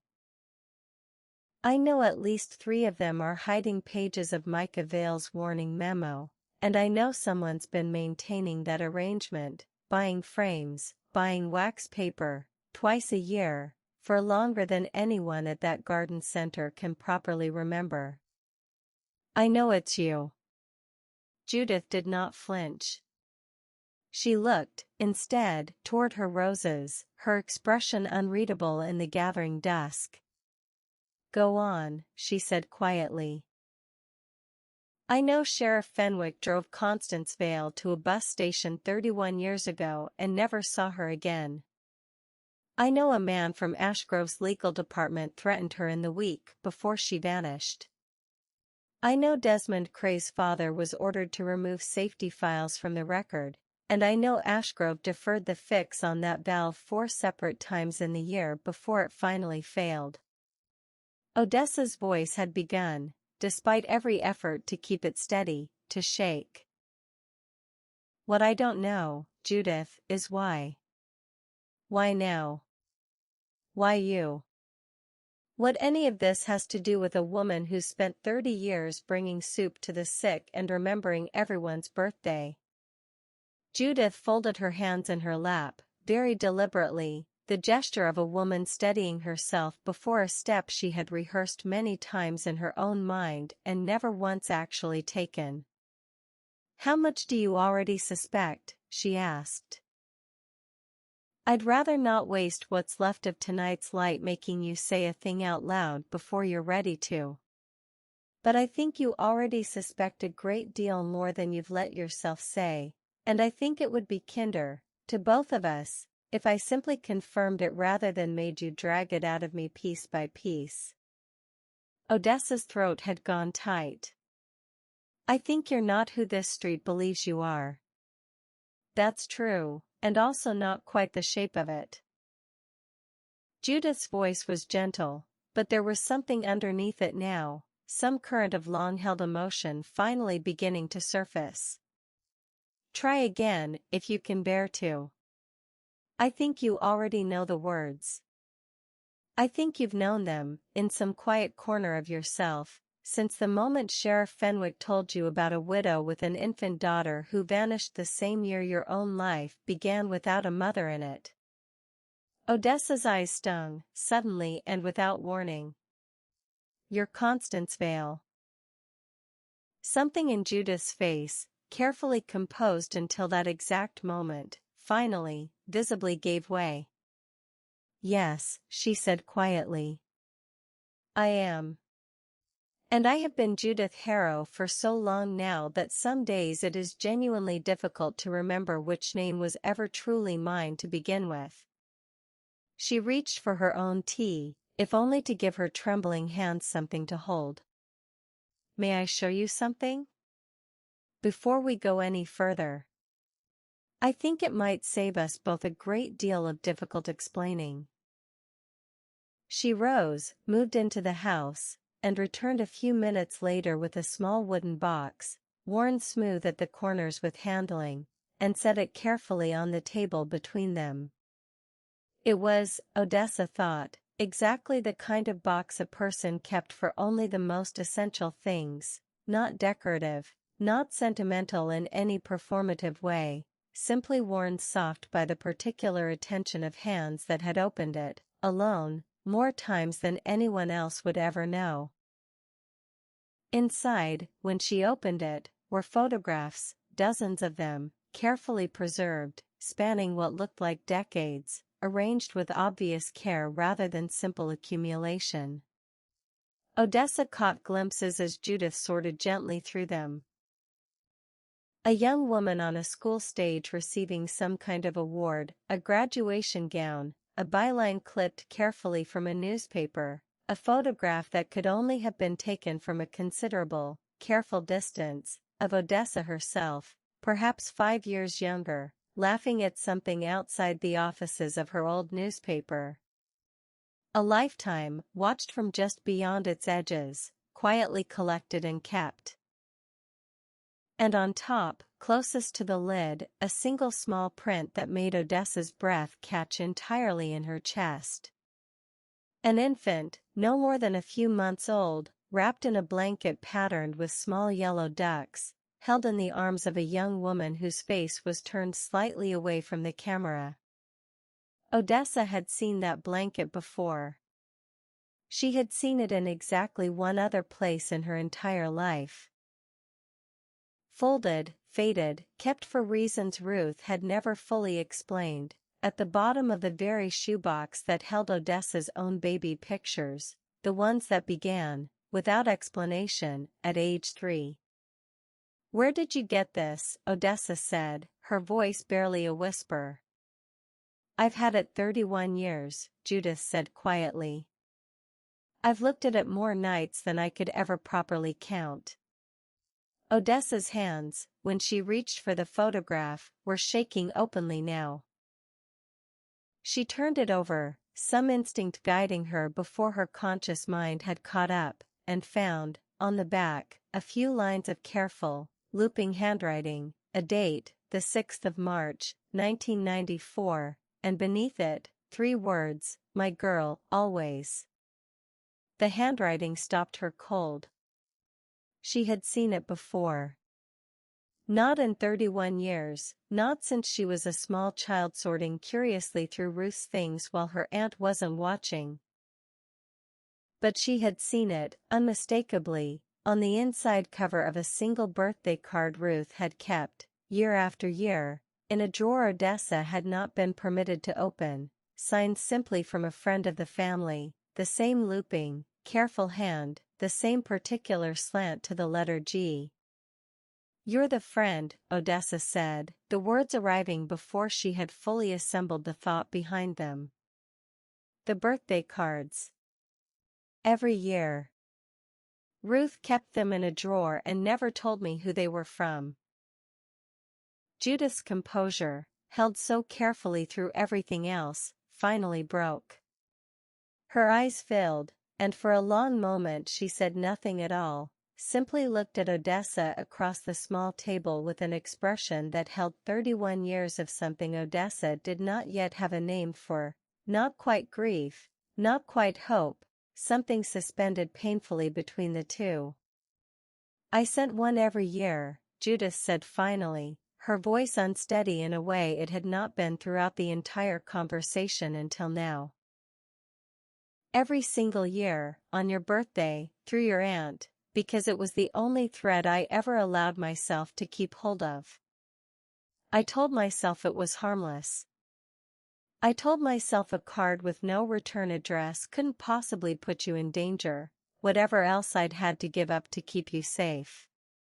She pressed a trembling hand to her mouth briefly, composing herself with visible effort. "I have watched you, Odessa. Not closely, never closely enough to risk anything.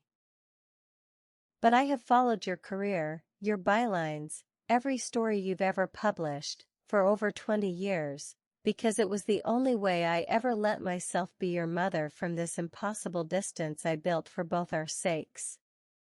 The word landed in the quiet garden with a weight that seemed to still the whole evening around them, the roses, the fading light, the tea gone cold and untouched on the table between them. "Mother," Odessa repeated, and found she could say nothing else at all. Judith reached across the table, slowly, giving Odessa every opportunity to pull away, and when she didn't, rested one trembling hand over her daughter's. "I am so sorry," she said quietly. "For all of it.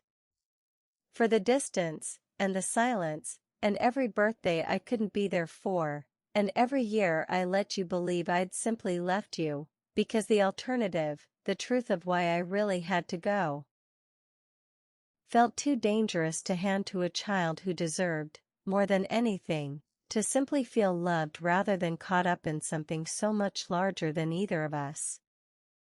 Her voice broke, finally, on the last words. I have wanted, every single day for 31 years, to tell you everything. I think some part of me placed those photographs, in house after house, hoping that the daughter I'd raised from a distance, clever, relentless, exactly the journalist I always believed you'd become, might be the one person capable of finding her own way back to the truth, since I could never quite find the courage to hand it to you directly. Why not just tell me? Odessa's voice cracked on the question, all the careful professional composure she had carried through 4 days of interviews finally, entirely gone. Why the photographs, the hidden pages, this whole elaborate, why not simply write to me? Call me? Show up at my door and say the words yourself? Because I was afraid, Judith said simply, no defensiveness in it, only a plain, exhausted honesty. Afraid that whoever had threatened me once might still be watching, even after all these years, and that a direct approach, a letter, a phone call, anything traceable back to me by name, might put you in the exact danger I spent 31 years trying to keep you out of. A stranger finding a strange pattern of photographs and following her own curiosity felt safer, somehow, than a mother reaching directly for a daughter who didn't know she was reaching at all. I told myself if you were ever going to find your way back to this street, it should be because your own instincts led you here, not because I'd pulled you into danger by name. She shook her head slowly, something like self-reproach moving across her face. I see now how much of that reasoning was fear wearing the costume of protection. I have had 31 years to examine it, and I still am not entirely certain where one ends and the other begins. Odessa sat with that for a long moment, the garden around them settling fully into darkness now, a single lamp glowing warm through the kitchen window behind her mother's shoulder. There's still so much I don't understand, she said finally. Why now? Why this year, out of 31? What actually happened the night you disappeared, beyond what Fenwick's already told me? What you're planning to do with all of this, the pages, the evidence, whatever's left to find. I know, Judith said softly. And I intend to tell you everything, Odessa, all of it, in whatever order makes it bearable to hear. But I think some of it deserves more than the last of tonight's light to do it justice. She glanced toward the darkened garden, the roses now only shapes against the deepening blue, and back to her daughter with an expression that held, at last, something close to relief. I have carried this alone for 31 years. I find I am not quite ready to let go of it all at once, even now, even with you finally sitting across from me instead of somewhere I could only watch from a careful distance.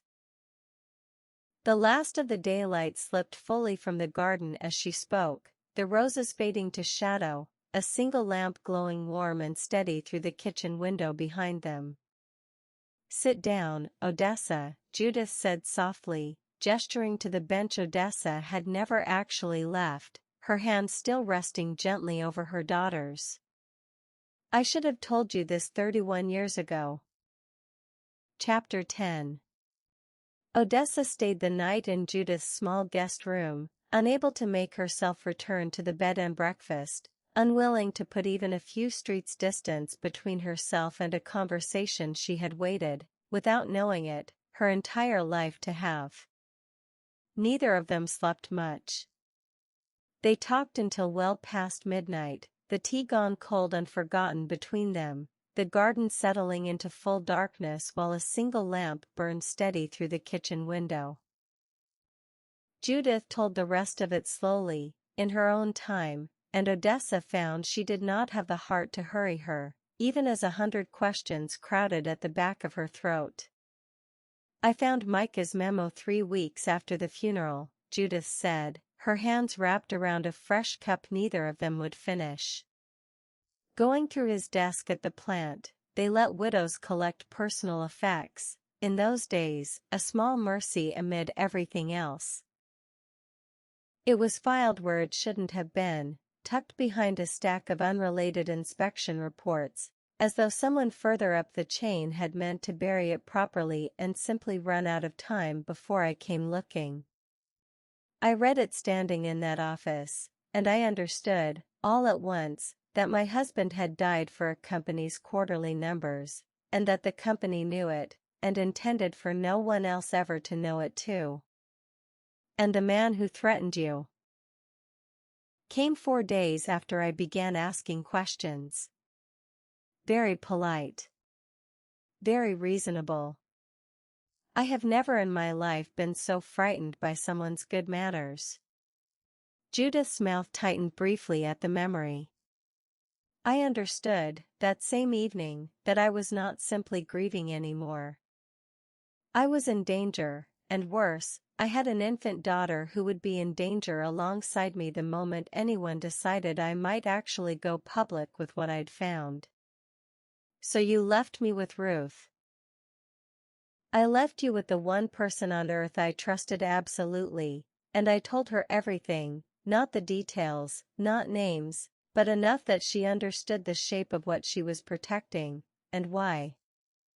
Judith's eyes were bright now, unshed tears held carefully in check by decades of practice. "Rosalind drove me to that bus station, and I meant, when I got on that bus, to simply disappear entirely. Build some new life 2 states away, send for you once I was certain it was safe, and never look back at this street again. I got as far as the county line. What happened? I couldn't do it." Judith's voice cracked, finally, on the admission. "I sat on that bus, watching Elm Street disappear behind me, and understood with complete clarity that I was about to trade one kind of loss for another. That leaving entirely meant losing you just as thoroughly as staying might risk losing you to danger, and I could not make myself choose a life where I never saw this street, never saw you grow up even from the careful distance of a stranger's garden, again. So I got off at the very next stop, turned around, and came back a different way, new papers, a story about a distant cousin relocating, a name I'd chosen because it belonged to no one either of us had ever known." She paused, and something almost like a rueful smile crossed her face. "I picked Judith because it was my own grandmother's name, and Harrow because it was the maiden name of a woman 2 towns over I'd read about once in an old newspaper obituary, long dead, no living relatives to ever contradict the story. Small precautions. I had a great deal of time on that bus ride to think them through. That's not a small thing to plan in a single afternoon." "No," Judith agreed quietly. "It wasn't.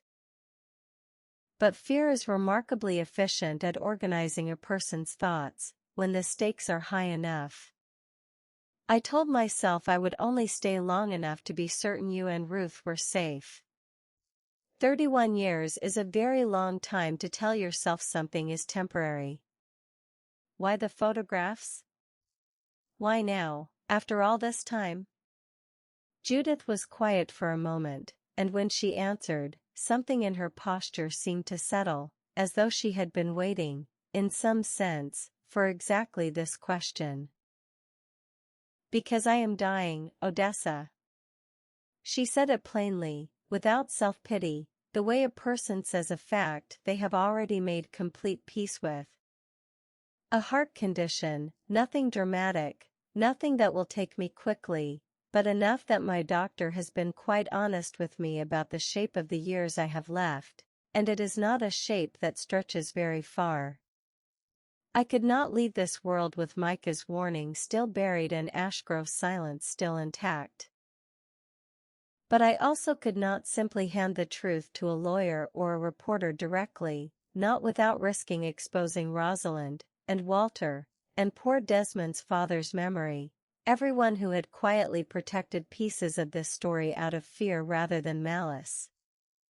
I needed someone who would find the truth carefully enough to protect the people who deserved protecting, and thoroughly enough that Ashgrove could never again bury it. She looked at Odessa steadily. I needed my daughter.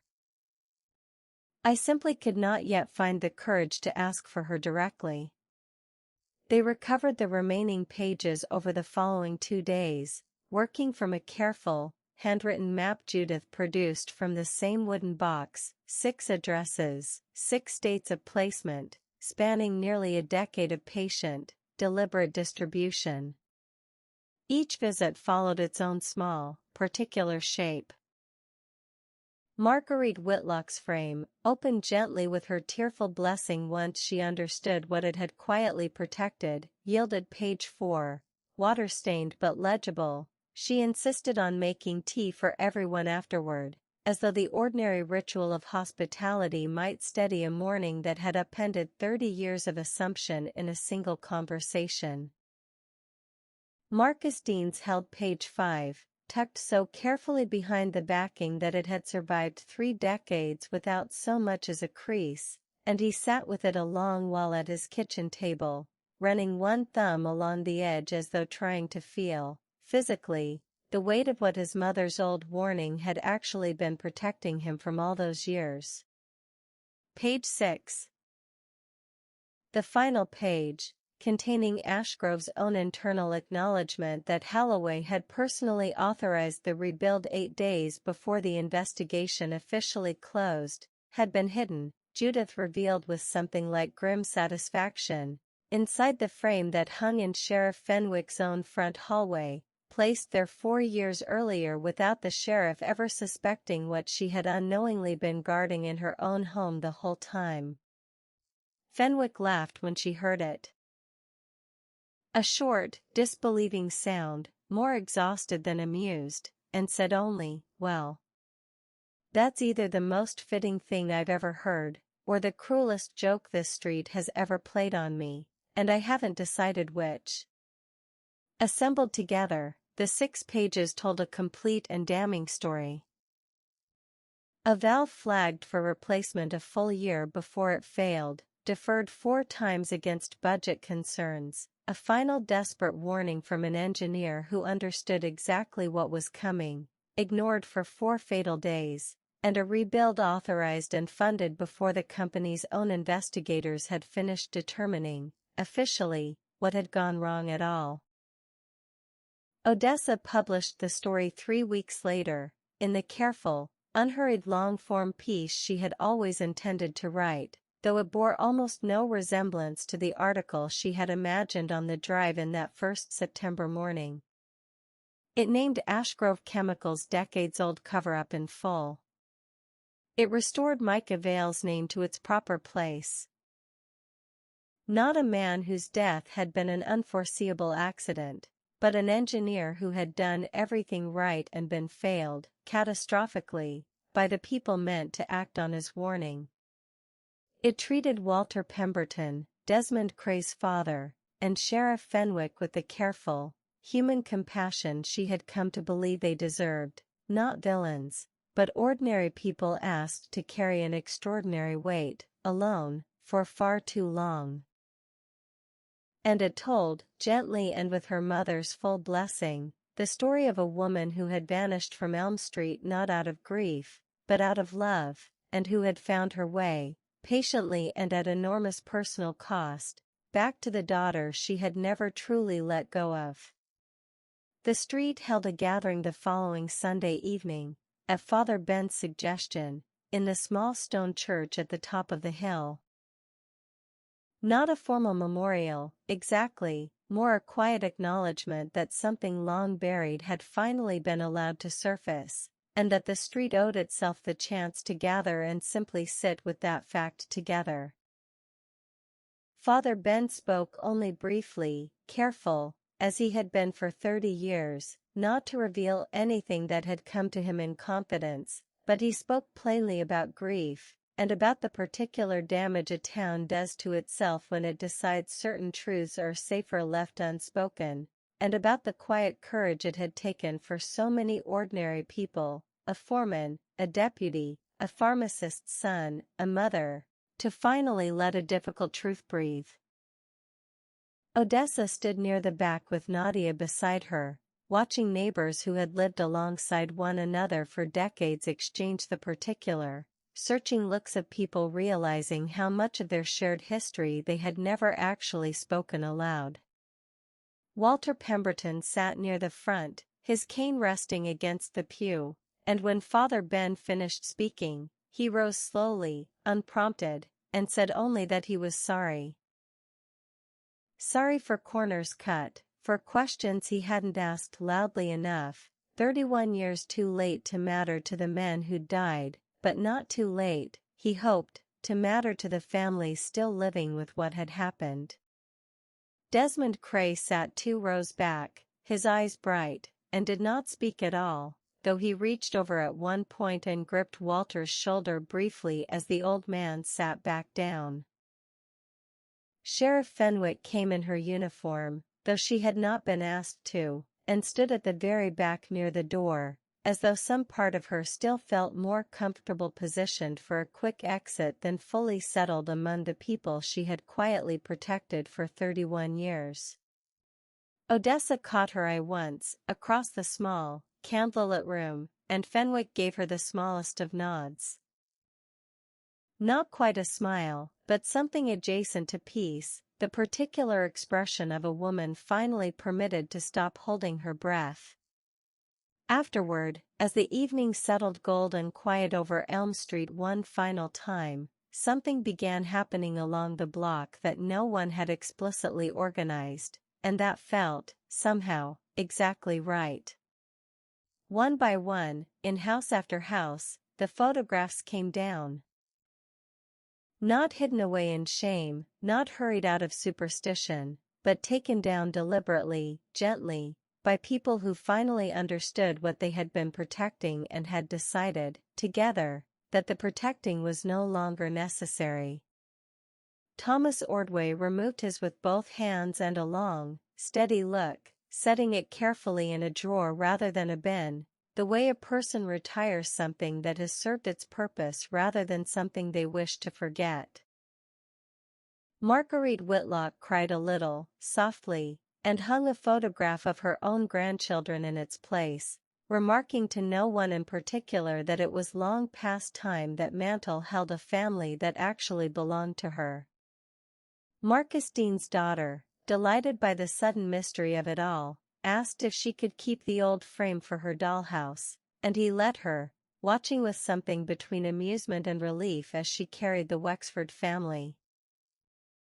Invented, borrowed, finally released from whatever quiet duty they had unknowingly served, off to a shelf in her bedroom where they would mean nothing more, from now on, than an old picture in a pretty frame. Even Grace Hollis, up near the church, was persuaded by a gentle-voiced neighbor to finally take hers down, 31 years after her own private tragedy had first calcified into the street's shared superstition, and when nothing at all happened afterward. No ill fortune, no second tragedy, only an ordinary evening exactly like every other. Something in the whole length of Elm Street seemed to exhale, all at once, a held breath finally let go. Odessa found her mother in the garden at dusk, tending the last of the season's roses with the unhurried patience of a woman who had spent 31 years learning to find peace in small, careful things. "I don't know how much time we have," Judith said, not looking up from the rosebush, "and I find I would rather not waste any of it wondering how to begin making up for what's lost. I'd like to simply start, if you'll let me. Tell me something ordinary.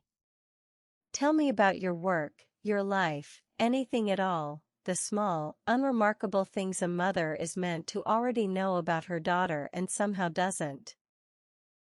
Odessa sat down on the wooden bench, the evening settling soft and golden around them both, and found, for the first time in longer than she could properly remember, that she had nothing she needed to investigate, nothing left to prove, nowhere else on this street she needed to be. "I'd like that," she said. "I'd like that very much." She talked, then, for a long while about small things. The first newsroom that had ever taken a chance on her, an editor who'd taught her to trust silence in an interview, the particular satisfaction of finally finishing a story that had taken longer to report than she'd ever admitted to anyone.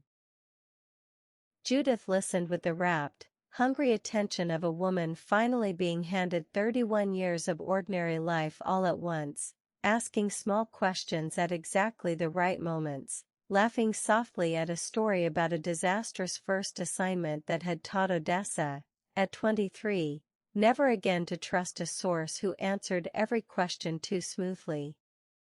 It was, Odessa thought, watching the last of the light fade fully from her mother's garden, an entirely unremarkable conversation. The kind any mother and daughter might have on any ordinary evening, anywhere in the world. She understood, sitting there, that this was precisely the gift Judith had been trying, however imperfectly, to give her all along, not the elaborate machinery of hidden pages and identical photographs, but simply this, an evening, a garden, a mother finally close enough to actually ask.